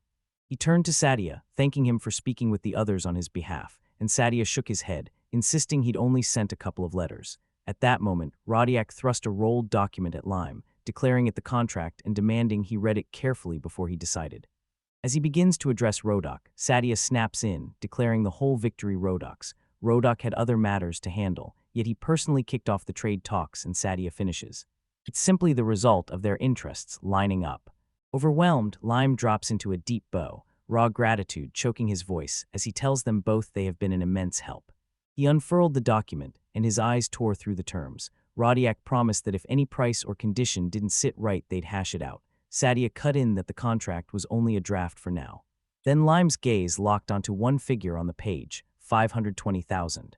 His eyes snap wide at the price. He hates the idea of hiking it for them, yet he knows a too low figure would gut his livelihood, so he freezes, digesting the number as Rodiak and Sadia watch him, expectant.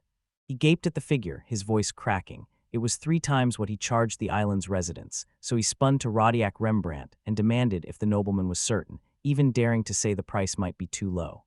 Rodiak coolly laid out that on the mainland fresh milk was a rare luxury, worth more than beer or wine, then asked if Lime was simply oblivious to market prices, a question that stunned the young farmer into silence. Sadia Langrid cut in, backing Rodok's point and demanding they sell any surplus to them instead of tossing it, warning that steady milk supplies are rare and that in shortages prices can skyrocket to astronomical heights. Sadia locked eyes with Lime and declared the offered price perfectly reasonable. Lime had lowballed himself. He launched into an economics lecture. Lime's island price was fine, but dumping it cheap on the mainland would crash the market and cripple other dairy farms, so he demanded they accept the proposed price. Sadia finished his explanation, slid a quill across the table, and formally asked Lime to sign the contract if he agreed to the terms. Lime paused for a heartbeat, met his gaze with resolve hard as steel, and accepted. Lime snatched the quill as Sadia leaned in, whispering, "Just agree, the ducal house of Rembrandt is wealthy," and Lime nodded sharply while Rodiak watched, shut his eyes, and let memories of arriving on this island penniless and clawing his way to a nearly ruined pasture crash over him. He watches as Lime clutches the contract, eyes drinking in the proof of everything he's achieved, and Sadia stands beside them with a gentle smile as the deal seals. He realizes luck's been tailing him since he stepped onto the island. It's all thanks to the people he's met. With the children watching, he assigns someone to transport the milk, and with iron resolve, declares the contract settled. The contract sealed, a bespectacled steward stood flustered, while Rodiak, rock-steady and utterly confident, thrust his thumb at Lime and declared it settled. He'd entrusted the whole matter to him. Lime, blindsided, could only stammer. A rotten dread had been festering on the farm, and now it erupted. It all started a month ago when Frank was hired to transport the milk. He turned into a walking disaster. He derailed the work, bellowed at everyone, sent the precious milk crashing to the floor, and neglected his other duties, while Lime watched with weariness carved into his face as the others stared into smag. The children spun toward Lime, their patience shredded. Rio snapped he couldn't stand the man another second, railing about his constant racket. Millie nodded quietly in agreement, and they both fixed Lime with a look, demanding how much longer they'd have to put up with him. Rodiak Rembrandt spelled out the situation to Sadia Langrid, admitting Frank was Lord Roderick's pick. He couldn't deny the 2 children outclassed him at the work. He dropped to his knees, coaxing the children to hang on just a little longer, and insisting that once Frank found his stride at the job, everything would snap into place. He pivoted to his own exhaustion, fatigue etched into his face, declared he'd tend the chickens, and ordered the children to milk the cows. With downcast faces, they trudged off to obey. Exhaustion clawed at Lime as a brutal vision of backbreaking labor exploded in his mind, and a hesitant thought nudged him. Maybe it was finally time to talk to Sadia. A piercing scream ripped through the air. Frank, the new steward, spiraled into full-blown panic, yelling about a giant bug in the field. Lon tried to calm him and asked what he meant, but Frank only shrieked for help, frantically pointing at the crops. Pulled toward the screams, he caught a strange rustling swelling from the field, and with the children Rio and Millie clinging to his side, he wondered what could have terrified the steward so utterly. He ripped aside the broad vegetable leaves and found the noise's source, a colossal armored beetle calmly devouring the produce, enormous, far larger than any normal insect.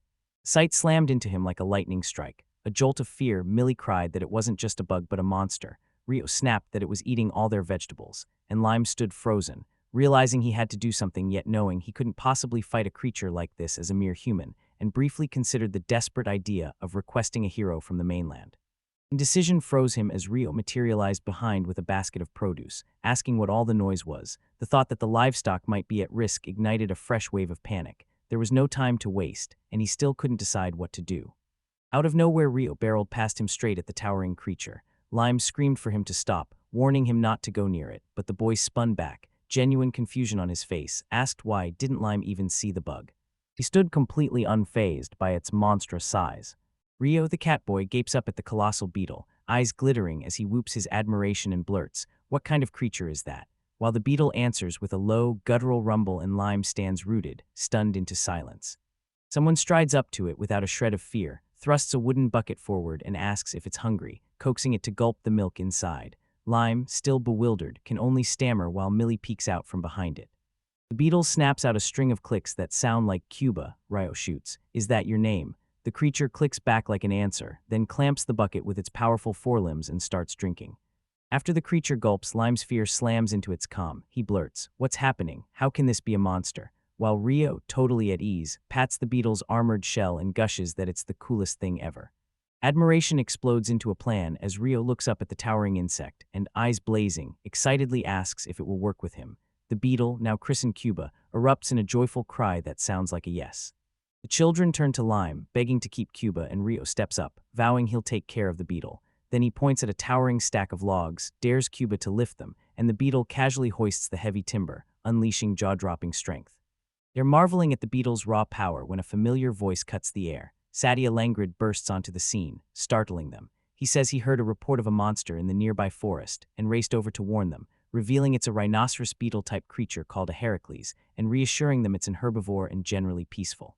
He nods to the beast's surprising calm, then winces at its titanic bulk and warns they can't keep it. Lime freezes, stunned, and shoots back. "Can we really keep a monster that huge, even if it's peaceful?"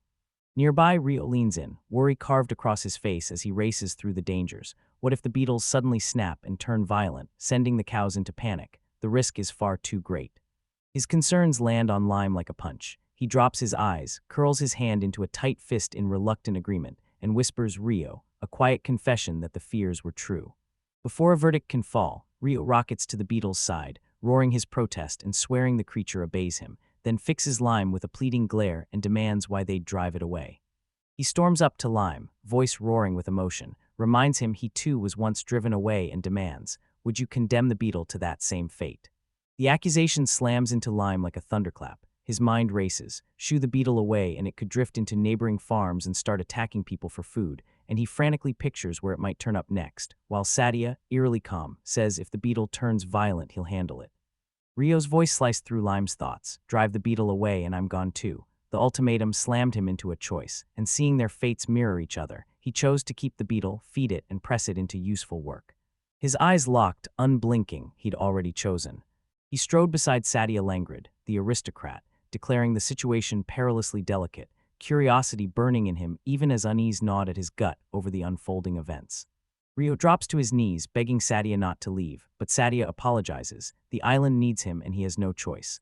Lime consoles Rio by declaring his new friend, the giant beetle Cuba, can stay, and Rio bursts with joy as Lime vows he'll take full responsibility and care for the creature. Static, Rio slams a thunderous high five onto one of Cuba's massive legs, yells "Beetles," and vows they'll work hard together from now on. Lime watches Rio and realizes he's unrecognizable. He grits his teeth and grudgingly accepts this strange new companion on the farm, while behind him Millie peeks out and whispers, "I'm not like insects." Few days pass, and inside a nearby house, a lively conversation kicks off about the new monster. Someone marvels that it's insanely hardworking, hauling heavy loads and tilling the soil with effortless power. Turns out the conversation is between Lime and Sadia, sitting together over tea. Sadia calls Lime truly good, then slams down a fierce warning to be very careful, saying the main problem probably traces back to someone named Frog. Sadia asked how things were going. Lime shot back with brutal honesty that everything was bad, confessing he couldn't get his work done. Alarmed, Sadia pressed him to explain what was wrong. Lime locked eyes with Sadia and laid down a desperate plea. Could Lord Roderick take his place? He admitted he didn't have much hope, but he had to try. Sadia absorbed Lime's plea, a knowing look flaring across his face, and shot back that he understood. This was exactly how Frank would try to prove himself to Rhodia. Sadia's cryptic reply slammed into Lime and left him reeling. He demanded an explanation, and Sadia dropped the bomb. Rodok wields a skill called Talent Review. Truth slammed into Sadia. Rodok's disability let him instantly read a person's skills and character, not judge a servant's fit for a specific job, so appointing Frank had to hide a huge, deliberate reason. I still couldn't wrap my head around the implications, and asked what it all meant. Sadia admitted he wasn't sure either, but vowed to contact Rodiak, though he didn't seem to believe the decision could be changed. Days bled into one another with no change as Lime kept tending Shiro the cow. Sadia stepped up and urged them to team up to find a way to get along with Frank, and Lime, crestfallen, could only murmur a tired thanks. Later, scrubbing a huge surface, a cold knot tightened in his gut. Rodok wouldn't change. His skill had detected no lies, and he was left seething and stunned, frantic and furious about what to do with Frank. The island's main port roared to life as ships thundered in and out of the crowded docks. At the island port, Frank the steward strides across the creaking wooden planks, halts before a figure in armor, and politely asks if they know where a farm on this island lies. Armored Crot, flanked by Emily and Jack, throws a grateful nod to the steward and declares he's been a massive help. Frank's face bursts into a grin as he reveals he actually works at that very farm, and since he's already heading there, offers to guide them. Lime's head snaps up in surprise as his old adventuring party fills the clearing. Sadia Langrid steps forward with icy calm, saying it's been a long time and noting he's running a farm now, while Crot, Emily, and Jack stand silent behind her, and Crot confirms they've been searching for him. Frank beams at the silent line, cheerily says the group asked him for directions to the farm, so he showed them the way, then tips his hat, slips back onto his milk run, and pats himself on the back for a job well done. Frank speaks and Lime freezes, staring at his former companions, Gaunt, Jack, and Emily, mentally tallying every change, stunned that only half a year has passed since he last saw them. Sadia's sharp voice rips through his thoughts, snarling rude, and demanding what he wants, and Lime's stomach drops. This clash is a vicious side effect of his skill. The accuser hammers the point. Lime never properly explained his skill to them, and Lime can only gape, stammering, "What?" Sadia snarls that he only discovered the true nature of the good growth skill after landing on the island, contempt dripping from his words as he lashes out at Lime. How could he sink so low to deceive him and force a rollback of his power? Lime's confusion snaps into fury as he lashes out. Does Sadia really think those excuses will fly? Reminding him the party took a massive hit because of him. Sadia waves it off, slams the responsibility back on Lime, and orders him to rejoin, sneering they won't stop the weakling if he insists on staying defiant, while Emily and Jack echo it, bluntly insisting he just come back to the party. He froze, his words hanging in the air. Lime, reeling from the accusation, could only stammer, "What?" He snarls that his old companions have backslid, can't claw back their former strength no matter how they train, remembers them shamelessly siphoning his skill, slinging useless parasite at him and tossing him aside, and now, voice razor-sharp, he demands why they're suddenly back. Lon's face snapped shut as he bellowed that he's now a resident of this island and the farm's keeper, a duty he will never abandon, and he demanded they believe him. Sadia reeled, stunned by his refusal and asking if she'd heard right, while Lon's gaze burned with iron resolve as he insisted he had no other choice. Sadia's face slides into smug, fake sympathy. He sneers he'll give you time to cool off, slams Lime's refusal as cowardice, and accuses him of hiding behind the Lord's authority like a shield. The young farmer reels, stunned. He and his party pivot and stride away while Sadia shoots over his shoulder that he'll wait for Lime's answer, certain even an idiot will soon see the truth. And as they leave, Lime watches them go then, calm as a breeze, says they should take a walk while they wait for dinner. At dinner, Lime erupts in frustration, his back turned to Rio and Millie as he snaps they can come if they want, but his answer stays a flat no. Rio calls after him asking what's wrong, and a flustered Lime reels inwardly, wondering what this is all about, people just showing up and making demands. He spins to the worried kids, eyes skirting theirs. He shrugs and says it's nothing. Then his bravado cracks. He backtracks, admits something did happen, and his voice dies before he explains. He tells Rio and Millie he needs to step away for a little while. Steel resolve hardens in his chest. He has to report this to Sadia. The decision drags him to a large, stately building, and he squints, heart thunderous, straining to see if the visitors are already inside. Inside, he barrels in to find Sadia languid, absorbing his report. Sadia tells Lime to steady himself and promises he'll keep working the farm, then drops his voice to a steel-hard whisper. He has no intention of leaving the island. Alam gapes, bewildered. Sadia snaps that they mustn't drive the visitors off, stall them instead, he insists, and vows he'll thank them properly later. Lime snaps, what do you mean? Sadia shakes his head and says he has urgent business with both the Rembrandt family and his own, pleads with Lime to stall the visitors for 2 days, leaving Lime reeling. Sadia apologizes, keeps the reason secret, and vows to race straight to his family while the guests are already on their way. He spins away, snapping for Lime to handle it. Lime, cheeks burning, flings the door open to protest, sputtering that there are no ends on the island and asking if Sadia seriously expects him to host the visitors. He lunged, fingers clawing at the slamming door, shouting Sadia, wait, and when it thudded shut he slid down against it, voice raw as he muttered, I'm counting on you, Sadia. He stormed outside, torn by impossible orders. He'd sworn to drive the visitors off, yet Sadia told him to stall them, and he can't shake the question. How did Sadia get tangled with Crot, and why wait for Lord Rotary? He pushes on, the task's weight crushing his shoulders. He's sick of their faces and must endure them 2 more days, and with a heavy sigh he knows Sadia sometimes hands him impossible tasks. A familiar voice rips through his spiraling thoughts, Cuba, and he snaps his head up to see Millie, the cat girl, barreling toward him, panic written across her face as she demands, what are you doing? Her panic slams into focus as Crot and his crew tower over the subdued giant beetle. Rio explodes, berating Crot and demanding why he's attacking his friend Cuba, and Crot scoffs, asks if Rio is a beastman, waves it off as just a monster, and boasts that the locals should be grateful their elite heroes are cleansing the land, while Rio had nicknamed the creature Cuba for the sound it made. Millie writhes with a hand clamped over her mouth, her muffled protests swallowed as Rio locks eyes with the adventurers, and the word hero thunders in his head, so wrong for this moment that he can't fathom what they could possibly mean. He rattled against Lime's grip as Crot sneered, and the adventurer spat that Rio might be technically right, but the group was weak, arrogant, and nowhere near true heroes. Crot then swung his contempt to Lime, taunting that if he'd just come back with them, none of this chaos would have happened, while sneering at the children as Lime's precious family. Provoked, Lime exploded, bellowing he wouldn't go, he's got a farm to run. Scott stayed unshaken, asked if that was his final decision, urged him to think it over, and even dangled cash, while beside him Emily's face snapped into a hard, furious glare at the offer.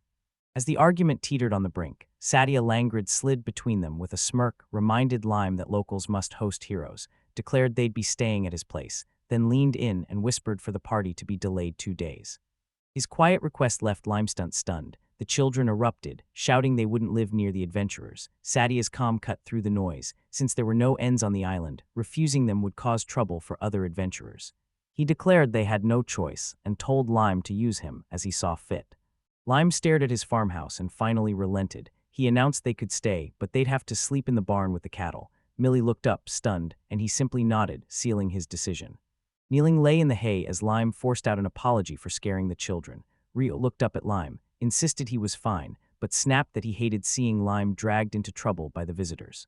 He listens, then lays out a steady, reassuring plan. If those people want him to go, he'll slip away for a short while and be back quickly, and he tells the children not to worry, mind the cows yourselves and wait for his return.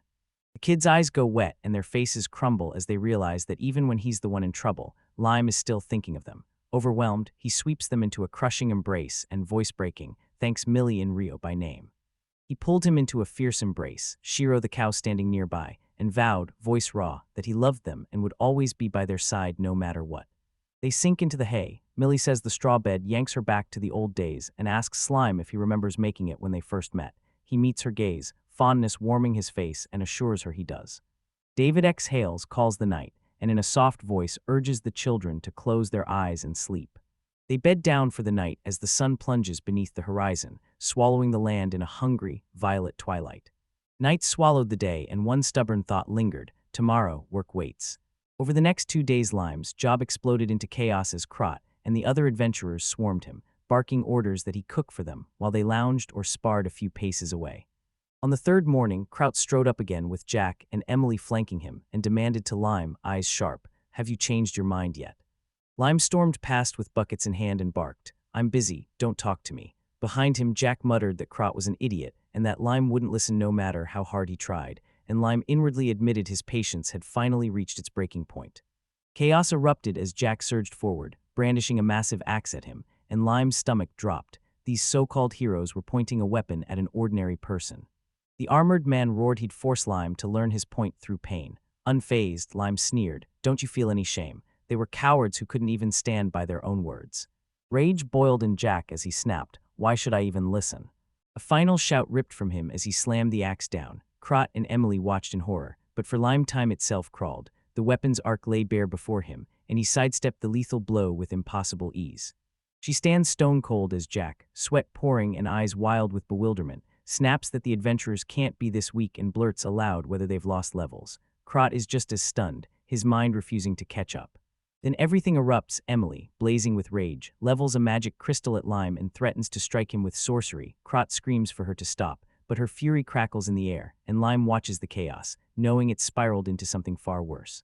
Just as the standoff hit a snapping point, a new voice sliced through the silence. Sadia Langrid appeared, unnervingly calm as he remarked on the noise and asked what was happening, then scolded them that basic manners mean you introduce yourself before asking someone else's name. Startled, Crot and Emily turned to the newcomer, and Crot demanded to know who he was.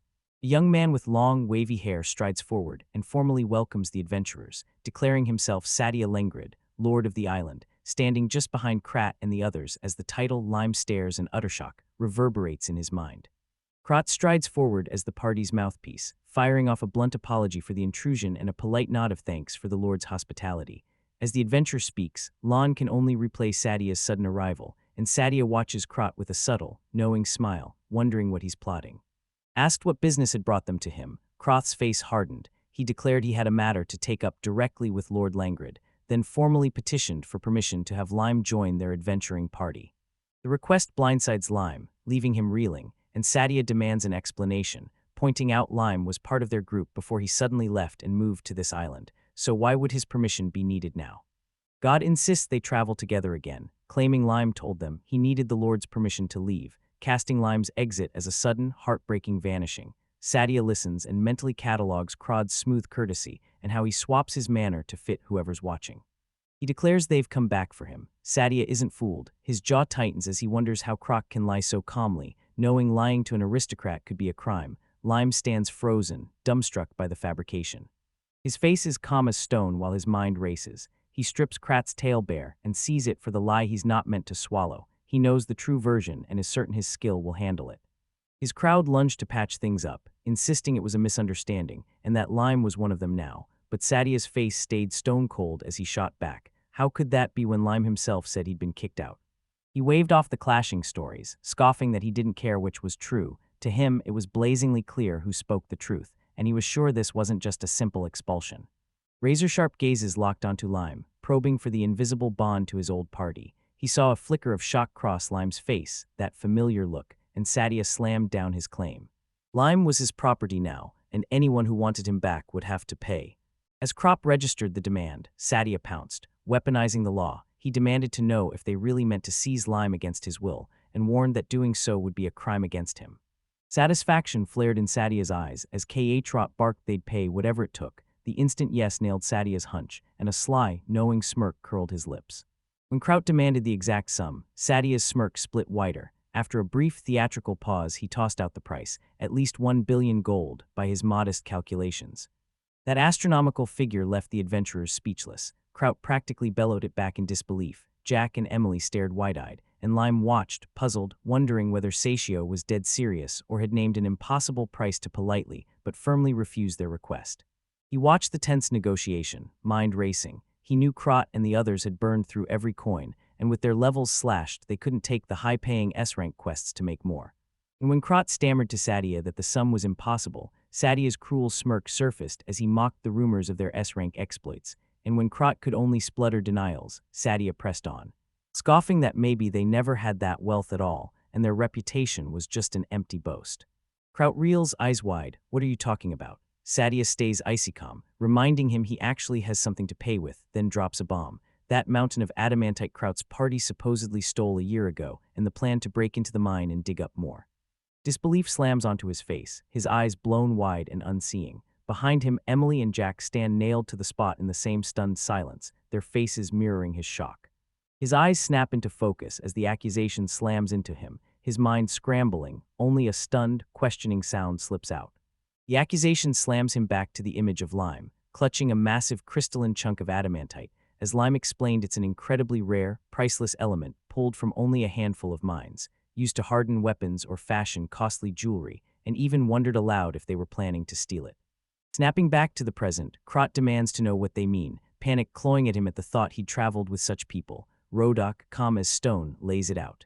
3 years ago on the winter solstice, Crot's party entered a mine in Marquis Ice's territory, stole an entire mountain of adamantite and sold it.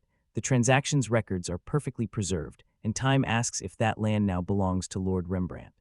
He shot back that this wasn't their fight, they hadn't plundered the island, then jabbed at Sadia, insisting Lord Rodiak must settle it, and that Sadia had no right to intrude on another lord's domain.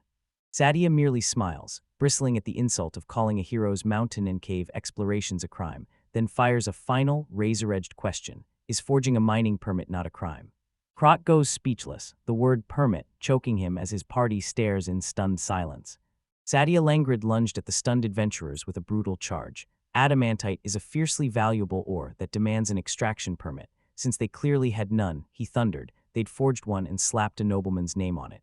He smirked and asked if they remembered the name pinned to the forgery. Any name would have done, then leveled them with a razor-keen gaze and dropped the bomb. They'd used his name, and Crot's faltered, stammering as comprehension crashed over him. Realization slammed into Crot and his companions. Jack exploded, Sadia Langrid, and Sadia explained they'd heard he was an influential figure close to the Lord of Seal's Island and had snatched his name as the perfect cover for their scheme.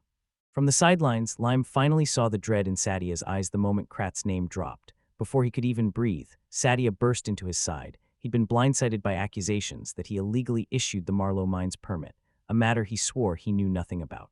He continued, revealing that the aristocracy's iron law against meddling in another lord's domain had almost sparked a war between his house and Rodiak's, and the misunderstanding was only settled after he poured out endless apologies, a humiliation he swore he'd never forget. Crushkrat's blood ran cold. He'd nearly dragged Sadia into a trial she'd never forgive, and he remembered Sadia and Rodiak had sworn they'd arrest the culprits the instant they were found. Sadia locked eyes with Lime and finished his explanation, confessing he'd been unable to track the adventurers after they vanished. When Lime appeared and they revealed themselves, Sadia pounced, proclaiming it his perfect chance. He snapped his hands together, eyes alight with glee, declaring his patience had finally been rewarded and he could at last arrest them, even saying he'd have to thank Lime for the opportunity. Crot roared in defiance, shouting he'd never let himself be captured, while beside him Jack began to sweat, his composure cracking under the pressure. Crot spun to flee, but his escape was snatched away as Rodiak Rembrandt stepped before him, flanked by a wall of trident-wielding soldiers, the nobleman watching Crot's failed bolt with a chilling calm and calling, "Where do you think you're rushing off to?" The trap snapped shut. Crot and his companions were completely encircled by soldiers as Sadia sneered, crowing they were stranded on an isolated island with an elite squad and daring them to run, while a short distance away Lime stood frozen, eyes wide, shouting Rodok's name in stunned disbelief. Confrontation explodes between Crot and Jack, soldiers hemming them in. Crot lashes out, accusing Jack of trying to blame him for everything and snarling he was the one who first pushed the plan. Jack snaps he told him to stop and feels betrayed. Crot roars he was deceived and only following orders as part of the squad. From a distance, Lime watches with cold disdain, thinking them utterly incorrigible. Soldiers herd the disgraced adventurers away. Millie cries, "What happened?" And Lime snaps that they'd piled up crimes and provoked Sadia's wrath, so they're being exiled to a distant land as the clamor fades. Millie shoots a hopeful look up and blurts, "So we never have to go back." Rio pipes up, "And Lime won't have to leave either, right?" Lime beams, nods, then sweeps both kids into a fierce hug. They explode into cheers, thrilled that normal life is finally theirs again. They hurry back to the house. Rio and Millie bolt ahead, calling out to check if Lime's all right, and at the doorway Lime skids to a halt, stunned by how ruined his home is, murmuring he can't believe 2 days did this. He barrels inside and freezes at the utter chaos. He barks for the kids to fan out and check the other rooms, sure they're just as trashed, then sighs, shaking his head at the incredible mess. The door clicks open behind them, and Rodiak Rembrandt and Sadia Langrid fill the doorway. Rodiak beams, loudly congratulating him on a job well done, leaving him completely off guard, while the Limestemmers ask if they've come at a bad time, sweeping a hand at the disarray. Seated inside, Rodiak forces out an apology for dragging him into so much trouble. Lime, still reeling, fixes him with a questioning stare as Rodiak admits picking the elite soldiers for the task took time, but he's relieved it all worked out. And he questions why they left him blind to the plan, claiming he'd have been far more help if he'd known. Sadia apologizes, saying they were dead set on stopping Croc's party from slipping away. Rodiak snaps that one leak would have been catastrophic, so they kept the circle of those in the know painfully small. Rodiak slams down another reason. Lime's too kind. He would have leapt in to stop the arrests of his old companions if he'd known, and then Rodiak drops the bomb that Frank was the real hero, sending Lime into a stunned cry of disbelief. He drops the bomb into Lime's stunned silence. Frank's got a photographic memory. He never forgets a face, even when he glimpsed for a single heartbeat. He spelled out the plan like a battle map, slipped Frank advanced sketches of Crot's party that Frank burned into memory, and the moment Crot's group stepped up to him at the port, Frank recognized them as the wanted band of thieves and sent word at once. Rodiak chuckled, crowing that once Frank pointed them out, rounding up the thieves was a breeze. Sadia exhaled in relief, the weight lifting from his shoulders though regret darkened his voice over the lost ore. And Lime's mind snapped into place. Now she understood why Frank had been given such a crucial role. The conversation snaps as Rodiak drops a bomb. A former prince was tangled in a forged permit case. Lime stammers, stunned, his mind leaping back to the moment Crot's party was surrounded and an official rifled through their papers. He snaps, what does this have to do with the right to the throne? Sadia cuts in. He lost something far more valuable than, or, Rodiak clarifies. The prince, taking full responsibility for the scandal, renounced his right of succession, and the revelation hits Lime like a blow. He rockets from his seat, shouting in disbelief, a prince. What? He froze, shock searing him to the spot as Sadia shouted at Rodiak to stop, frantically pointing at the stunned Lime. Lime's mind erupted with a brutal truth. Rodiak had a claim to the throne, and Lime's eighth in line shrank beside Rodiak's seventh. Seeing his friends in distress, Rodiak called for a drink to toast the end of the ordeal. Sadia voiced a hopeful wish they'd all remain friends, and Lime, overwhelmed by their kindness, could only stammer his agreement. They burst into Lime's house. Chaos from the recent upheaval splattered across every room. Lime winced. This place needed cleaning, but reaching for booze at dawn felt wrong, and Sadia scanned the wreckage and asked where the children had slept. Sadia thanked him, but worry crackled in his voice. Lime should have stayed at his home instead of getting involved. Lime averted his gaze and insisted he'd only been told to act. Sadia cut in. His orders were clear: detain the party, not let them sleep in the bar. As they prepared to depart, Rodiak barked that he'd put the captured adventurers through a ruthless interrogation, and jabbed Lion that the milk deliveries were still his responsibility, while Satio waved and vowed they'd throw a party once it was all resolved. Everyone gone and the house dead quiet, Lime froze, swallowed by thought, then a distant moon tore through the silence. The sound slammed him into the moment, and a sudden, brutal hunger hit him. He hadn't eaten a thing all morning. He bursts into the calm of another peaceful morning, flanked by the two bubbly cat children Rio and Millie. Beaming as he suggests breakfast, Rio clamors for an omelet while Millie squeals for pancakes. A month has passed since Lime's former companions visited the farm. In a peaceful pasture, Rio hauls a bucket, while Millie scours the broad flank of a large cow, a quiet routine settling over their new life. Lime slings his pack, charges the kids to look after the farm, and says he's taking some milk to Sadia. They cheer. Rio leaps up demanding presents, and as Lime turns to go, Rio yells one last, "Don't you forget." He hauls a creaking handcart brimming with milk cans down the coastal path, the island staying blissfully calm, while Millie and Rio thrive and demand for his milk explodes. He reaches his destination and bellows to Sadia, "My milk delivery's here." He stops short. Sadia is already seated at an outdoor table with a young woman. Sadia turns and greets him warmly as the woman looks up, a mild surprise flickering across her face. Her mind races, questions firing. Who is this guest? Could he be that very line she's heard about? He radiates respectability, she thinks, yet he's unmistakably younger than Sadia. Mark, practically vibrating, spins to Lime and blurts she's heard everything about him from her brother, the peerless confectioner and dairy master. Sadia watches and gently chides his sister not to frighten their guest, and Lime reels, stunned by her gush and the sudden mention of a brother. Sadia proclaimed the young woman as Mark Radimac, 15 years old and already the next head of the Radimac family. Lon's mind leaped to apprentice, but Sadia waved him off and told him not to worry about it. Before he could even register the introduction, Sadia yanked his arm and tried to drag him off, shouting for him to come, while Lime planted his feet and snapped, "What's going on?" and Mark watched them just as baffled. As they strode, Sadia dropped the bomb that Mark had heard Lime would be his apprentice, then whipped to Lime and stone-faced asked, "Can you teach Mark to bake?" A question that knocked the wind out of Lime. Seeing the shock, Sadia dove in and explained. He and Mark hadn't seen each other in ages, but when she read a letter about Lime, she became obsessed with his baking and showed up demanding to be his apprentice. Lime stood incredulous, asking why he should be the one to teach her. They protested, insisting there had to be better confectioners on the mainland, but desperation twisted Sadia's face as he begged Lime for help.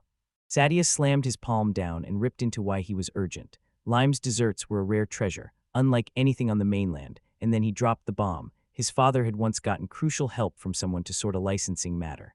Sadia realized the man who'd helped his father was Count Radamak, a tireless lawyer who'd fought nonstop to prove his innocence. The name exploded online, and now he was up against a true heavyweight. Lime fought to make sense of it, then demanded of Sadia, after only a month of training, did Mark truly want to be a confectioner? Sadia said Mark was set to leave for study abroad in 2 months. Lime's jaw dropped, and Mark cut in to set things straight. It's a Radamak tradition for the next head to study overseas for several years, not what Sadia implied. Sadia Langrid clasped his hands and pleaded with Lime. "I'm always happy to help," he insisted, "but you must fulfill my request," while Lime froze, baffled that Sadia would spend a month learning to make sweets just to go abroad. The conversation screeched to a halt as Mark Langrid playfully leapt onto her brother's back, startling them both, and she grinned brightly, cheerfully asking, "What are you talking about?" She sank her teeth into the sweet, cried out how delicious it was, and remembered her brother had told her about Lime. Fired up, Mark declared she'd definitely learn to make them and become a sensation overseas. Sadia, stunned, could only choke out his sister's name. She keeps pleading with Lime. Mark, now standing beside him, blurts out incredulous if anyone could learn it in a single month. Undeterred, she steels herself and vows to give it everything she's got. He pours out grateful thanks to Lime, then stuns everyone by proposing they move to his farm to learn. Sadia freezes in disbelief while Mark leaps up and shouts, "To the farm." The camera sweeps to a massive, immaculate farmhouse. Her earlier enthusiasm evaporated as Mark's voice cuts in, asking, "Why do you have to live with me?" Inside, Mark stands with her back to Lime, scoffing that Sadia would be more convenient, and Lime retorts that keeping her close is far more effective. She wields the good growth skill. He ushers them into a sunlit, inviting room and announces it's Sadia's. Mark reels, voice cracking as he demands why she and Sadia are practically siblings. Mark's gaze snaps to the 2 cat children, Millie and Rio, straight out of Sadia's letters. Lime urges Sadia to rest after his long day and insists training starts tomorrow, and Sadia nods, understanding and agreeing. Silence shatters as Rio bellows, "Did Sadia bring any gifts?" Sadia's face crumples in shock as the realization he forgot hits, and he freezes while Lime and the 2 children stare at his back. To placate them, Lime grins and declares they'll make sweets tomorrow, invites the children to help and eat their fill. Rio and Millie burst into ecstatic cheers. He watches them bolt, shouting about sweets, then freezes at how fast they settle. A whole month of this looms, so he steels himself, determined to give it everything and trusting his skill will be a real help. Day 1 of training crashes into chaos. The first attempt flops as a pot on the stove belches a thick, choking plume of black smoke from its scorched contents. Mark watches Smee stare into the smoking pot as Lime, apron and goggles on, deadpans that this is the 5th dish she's burned. Smee cries out in frustration, realizing it's not as simple as it looks. She beams and confesses every dish she tries ends up charred. Lime, weary-eyed, asks flatly if she has any cooking experience at all. She flashes a bright, innocent grin and admits she has none. A silent, sinking sigh settles over him as he realizes the scale of the problem. She can't even make simple caramel. The next day, Lime decides to start with the basics, not sure where to even begin. He watches her try to crack an egg, and with a sickening crunch, she crushes it in her hand. He sees how inexperienced she really is, but he masks it with a warm smile and tells her she'll succeed next time. By the 3rd day, after a round of oddly eggless baking, Lime leans in to watch the next try. The baker squeezes an egg too hard, it crushes in her hand, and she sheepishly apologizes, marveling at how shockingly fragile eggs are. Despite the setbacks, she finally pulls what she swears is her first triumphant batch from the oven and proudly shoves them at Rio and Millie, who eagerly bite in only for their cheers to collapse into disgust as the treats prove rock-hard and shockingly salty. Sadia watches, brow tight, demanding why the dough is so dense and why it tastes of salt. In a well-stocked kitchen, Mark Langrid gapes at her trembling hands as a sick realization crashes in. She blurts, "That wasn't sugar, was it?" And behind her, Lime watches in cold, silent scrutiny. The view swoops over the forest's lush green canopy beneath a partly cloudy sky. Sometime later, the group gathers around a table piled high with food. Mark beams with delight and declares that nothing tastes better than a meal after a hard day's work. Sadia, seated beside her, nods and praises Lime as an excellent cook, and across the table Rio quietly echoes their sentiment. She eats, eyes sliding to their host. She sees him as a good man, endearingly clumsy and childish, until Lime, catching her stare, lets out a tiny sound that snaps her attention back. Outside, under the tree's shade, Sadia called to Mark, worry clawing at his voice as he asked how they'd possibly last an entire month and warned it would be brutal. Lime halts at a closed door, torn between knocking and fearing the person inside still sleeps or lies ill. Beyond it, Sadia is already awake, sitting at a table with Millie. He flings the door open and yells, "Mark." Into the room, Sadia snaps his head around, startled, and answers. Mark spots Lime sprawled across Cuba, the giant beetle in the grassy field as she called, "Have you decided to take the day off?"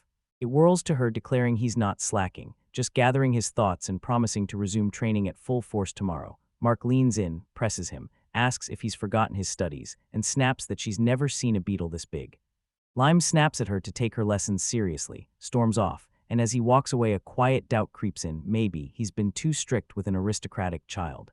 Left alone, Mark flops back onto the beetle's warm carapace and sighs, sinking into the island's gentle calm.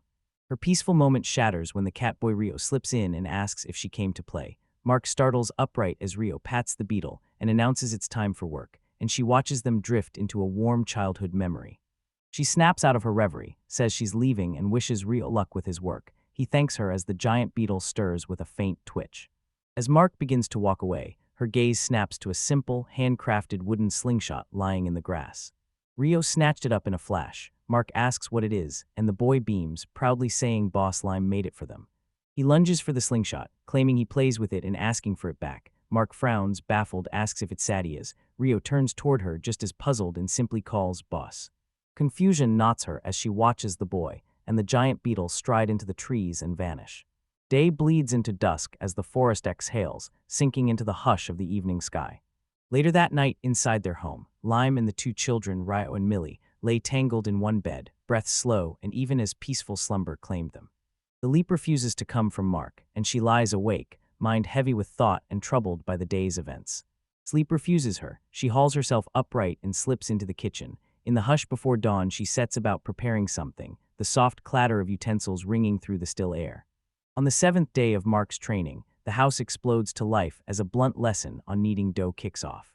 Inside, Mark slumps, dead to the world as sleep drags him under from sheer exhaustion. Lime's voice slams into her sleep, jolting her awake. Still dazed, she leans on him for support and he steadies her, concern written across his face. Someone asks what's wrong, and Mark confesses her mind's been drifting for days, pleading for just a short rest. Lyman's jaw tightened. She was even less motivated than he'd expected, and he snapped his focus back inside. Park surges back to life, announcing she's studying for her own reason. She's sure it'll win her favor with the aristocrats. Lime, stunned, asks about the deliveries, and she firmly tells him to wait. The question about work snaps him back to the farm's demands, chores piling like storm clouds. He spins to Rio and Millie and tells them the harvest isn't finished and the weeds still must be pulled, and when their faces fall, he locks eyes with them and issues a sharp order to get back to it. He keeps vigil over the sleeping kitten litter, a tired sigh ripping free as the work piles sky-high, and he grinds into the late hours while a full moon glares coldly outside. A faint noise rips through his thoughts. He jerks around, eyes snagging on a door down the hall where a thin line of light bleeds from beneath. He crept up, pressed his eye to the crack where kitchen lights spilled out, pulse racing. Who could possibly be there? He storms inside, jaw dropping at Mark standing in counter. She's got one foot plunged into a bowl of batter and snaps her head up, startled by his presence. He storms up to her, demanding to know what she's doing in the middle of the night. She freezes, blindsided, and Mark blurts his own name in a shocked yelp. She snaps her gaze away, cheeks flaming, and chokes out that she's trained. Confusion knots tighter as he asks if she's training, jabbing at the bowl. It's a sponge cake mold, and Mark finally caves, admitting she only wanted to try baking a cake even though she's never been taught how. He flinched and looked away, cheeks burning as her words landed, and Mark barked, "Are you seriously just forcing the dough into the mold?" He admitted softly he wanted to learn, even just a little, and pushed himself to copy the move he'd seen someone else pull off. He nodded, planted himself before the dough with fierce resolve, owned that cakes were a tangled beast, but now burned with motivation. Mark's face flashed with realization as she finally saw why he'd been so sleepy by day. She proposed they learn to bake together tomorrow and told him to sleep for now, and after a moment she softly agreed. On the 8th day, Lime presses a scrap of paper into Mark's hand, says it's a sponge cake recipe and that she should practice it while he's away. Surprised, Mark snaps, "You're not coming to help her." And Lime looks away, admitting he'd like to, but the farm has him swamped with work. He throws out an apology, begging that he'd written the recipe as clearly as he could and pleading with her to do her best. And as he talks, Mark realizes the man must have practiced for several nights and that it was far too difficult to attempt alone. Ben flashes a reassuring smile and vows to carve out every spare second for her. Then, voice low and steady, he asks if she'll at least try.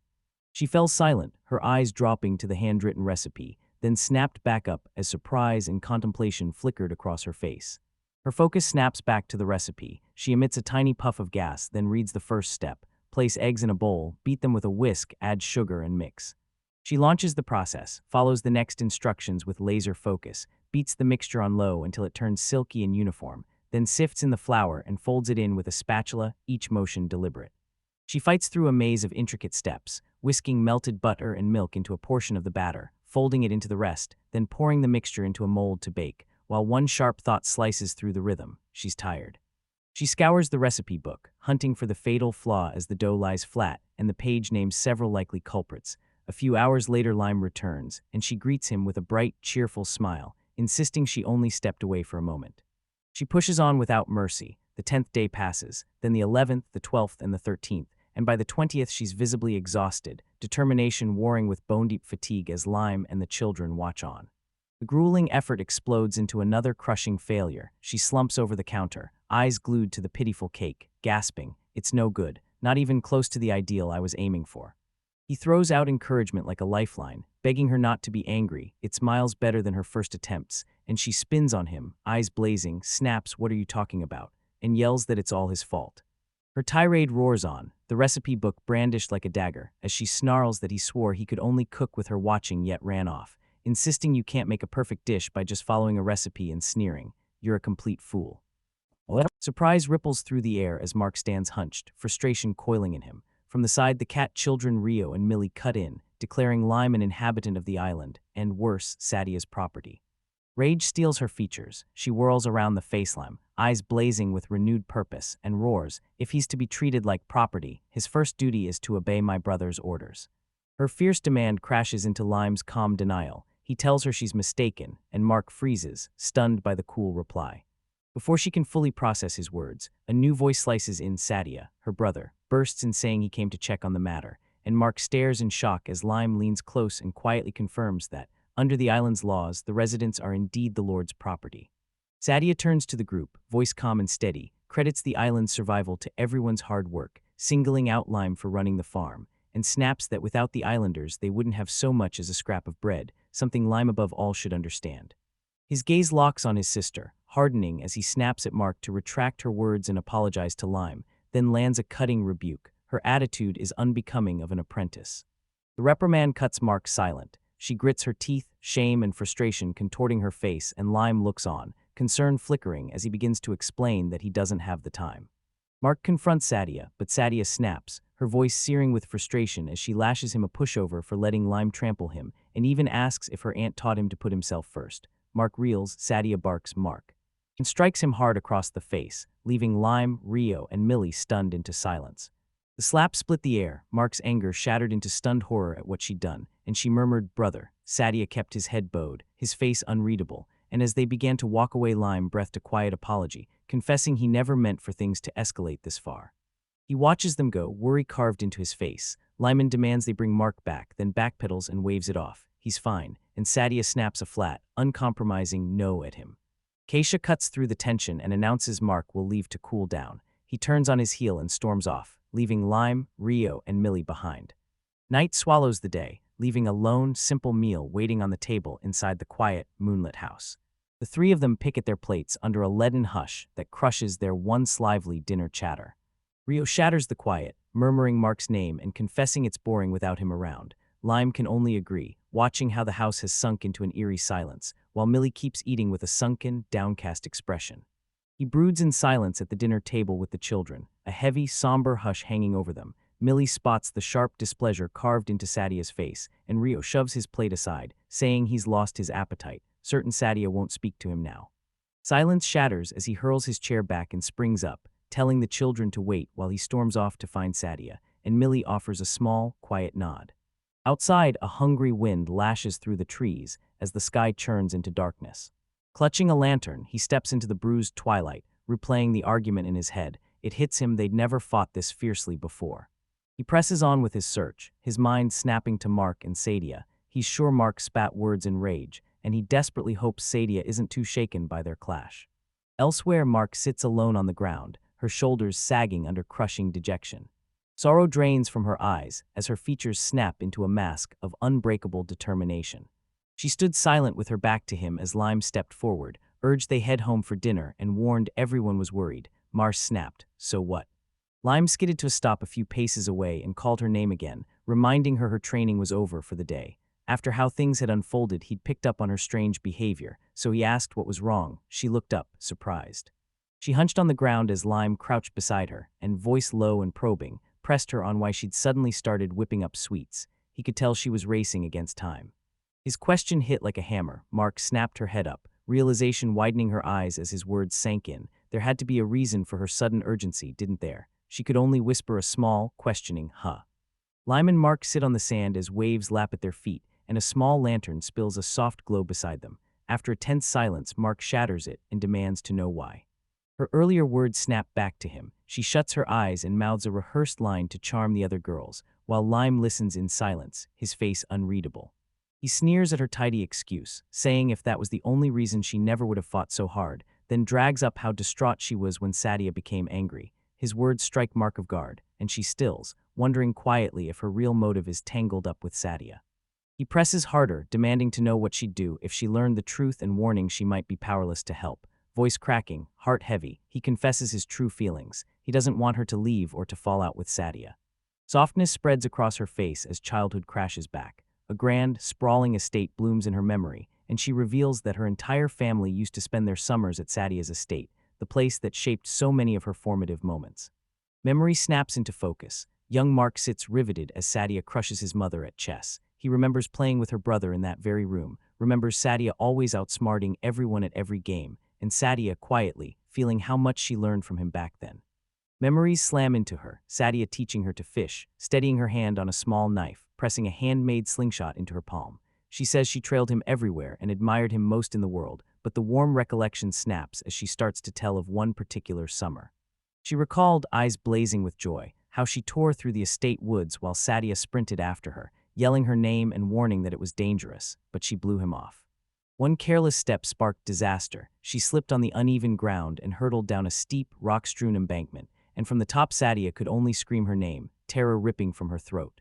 Mark hurled himself up the cliff, yelling he was coming to save her, then rotten rock betrayed him. His grip snapped, his legs smashed into stone as he tumbled to the base beside her, and he screamed in alarm.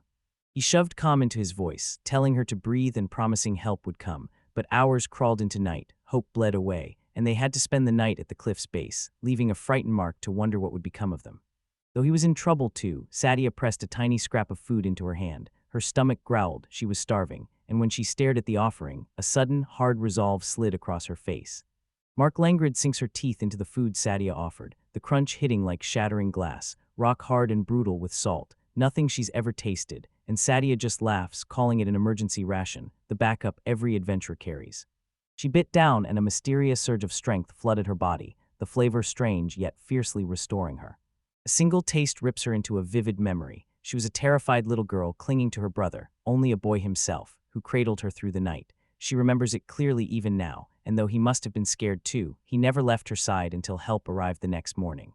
Her memory explodes at Sadia's mother's cold decree. Because Mark was distracted, Sadia put herself in danger, so the responsibility falls entirely on her. Mark jerks up, stunned, protesting the accusation. The woman keeps doling out the punishment, not to Mark but to Sadia, condemning him to spend the whole day trapped in the meditation room, horror carved on his face. Mark screams that her brother isn't to blame, and she should be the one punished, but her pleas are ignored as the heavy doors to the room are revealed. Later outside, the crestfallen Mark blurts to Lime that the day of the incident was her brother's birthday, and Lime freezes, eyes wide at the revelation. He fixes her with a somber stare as the last piece snaps into place. The celebration was canceled because of what happened, because of her. She clung to Mark, sobbing out the truth. Her brother Sadia had rescued her and swallowed the blame. If he'd told the truth, she'd be in far worse trouble, but he said it was his fault, and she could only stand silent as she ruined his birthday. Years sped by, her brother was swept into the royal family, visits evaporated, and Mark clung to the conviction that she had to apologize to him to somehow repay his kindness. Resolve snapped into her features. She knew leaving to study would exile her for years, and with her brother's birthday just over a month away, the clock was already slipping through her fingers. She whirled to Lime and declared that's why she chose to study under him. Her brother's letter had raved about how irresistible his sweets were, and Lime froze, stunned, asking if desserts were really her motive with her studies abroad starting in 2 months. It hit him like a thunderclap. The pieces snapped into place. She was throwing a birthday party for her brother to make up for the one she ruined long ago. Mark averted his gaze, admitting the reason was petty and she should have been honest from the start. She cursed herself. She'd only managed to anger her brother again. Then Lime shot to his feet, his sudden rise jolting her.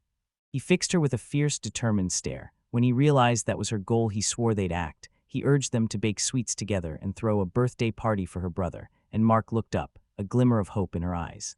Her jaw snapped shut, resolve flaring as Lime leaned in and pressed. Do you really want to leave things with Sadia as they are? She shot back a steady yes, vowed to try and was certain she'd succeed. Lime's smile bloomed, and he offered his help so they'd tackle it together. Her conviction crackled, but she fumbled in the kitchen, tangling with the ingredients as Lime watched from the side with a small, knowing smile. She hadn't changed, while a flustered Mark wondered if he was truly serious about this endeavor, knowing they only had 10 days left. On day 21 of training, the challenge towered over them. Lime hunched over the problem. Even a show-stopping dessert would be ruined by bad execution, and Sadia expected only the finest. He stared at their meager biscuits, not fit to be served, while Mark sagged beside him, visibly drained from the relentless grind. A bolt of inspiration struck him. He spun to Mark, purpose blazing on his face, and said that for Sadia this was about memories. They had to recreate the taste of one specific memory for him, but Mark, still weary, could only stare back in confused silence. He unfurled his plan. He'd handle every other prep so she could zero in on the cookies, insisted they alone wouldn't suffice, then demanded she remember the cookies Sadia shoved into her hands when they fell from the cliff. He leaned in, demanding, were they square? Mark confirmed it, her face still puzzled, and Lime felt the clues snap into place. Square, hard, even salty. Realization crashed down. It wasn't a normal sweet. It had to be emergency rations. Inside a kitchen, Lime's hand shot forward as a sudden realization slammed into him. It wasn't about cookies. Beside him, Mark Langford announces 9 days of hellish training looming ahead, radiating the iron-calm confidence that they can handle it.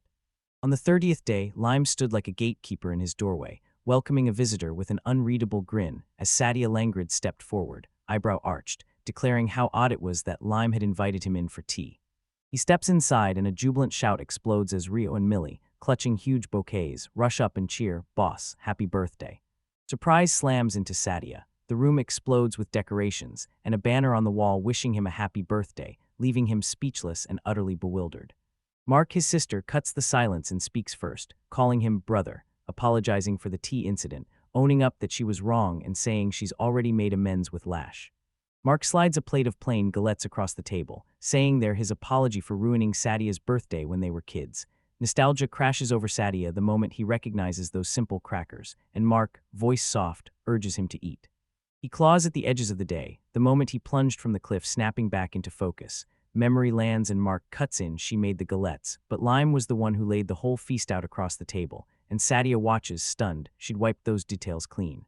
Sadia sinks his teeth into the food, a thoughtful crease on his brow as the two cat children, Million and Rio, stare, remembering they'd shared these treats before. He nods, gives in and savors it, tears flooding his eyes as he looks up and thanks Mark, realizing she made all of this just for him. Gratitude blooms into a warm, contented smile. Nearby, Lime rushes to congratulate Mark on her success, but Mark, choking on emotion and embarrassment, buries her face in her hands. She spins to the others as the air snaps tight. Mark says her birthday is actually next month, the missing piece, and the truth slams into her. She cries out in anguish. Stunned, she mixed up their birthdays, then pours out a raw, heartfelt apology. Sadia pulled the distraught Mark close, voice steady as steel as he told her everything was fine, praising that she'd faced her past immaturity and genuinely tried for him. Her effort meant more to him than anything, and with that settled, he grinned, invited everyone to dig into the meal she'd made, and they all crowded around the table to eat. At last the March departure arrived. On the ship sliding away from shore she flung frantic waves, shouted her farewells, thanked Lime for all his help, vowed she'd return, and cried for him to take care. They watched the ship slide into the horizon. Sadia whipped to Lime and fired a question about Mark's skill, and Lime paused, memories of Mark's relentless grind flashing through her before she remembered she herself had the skill called good growth. He drops the bomb. Good growth doubles the effectiveness of any skill used on her. Lime's breath catches as he finally sees the iron in Mark's resolve. It also turns his ban on Lai's skill into something twice as potent, and Sadia goes stone-faced as the news settles in. The revelation slammed into him. He'd never realized how clumsy Mark could be. Beside him, Lime's mind raced and he frantically crunched the numbers. Fuse that skill with solid growth and speed rockets sixfold. He pictured what multiplier Mark would become. Then a flicker of worry cut through him. Could she even survive beyond the border? As they stood on the departing vessel, they looked back at Mark on the dock. She flung a bright, confident wave, promising they'd be fine and that she'd shown relentless persistence when it mattered most, urging them to believe in her. Then Sadia turned to Lime and said he'd heard something from Mark. He spilled what Mark had told him. Lime had been a real hooligan. She'd not only taught him how to shoot a slingshot, she'd shown him how to set traps and detonate firecrackers. And as they walked away, Sadia, cheeks burning with shame, asked Lime to tell some funny stories from those days.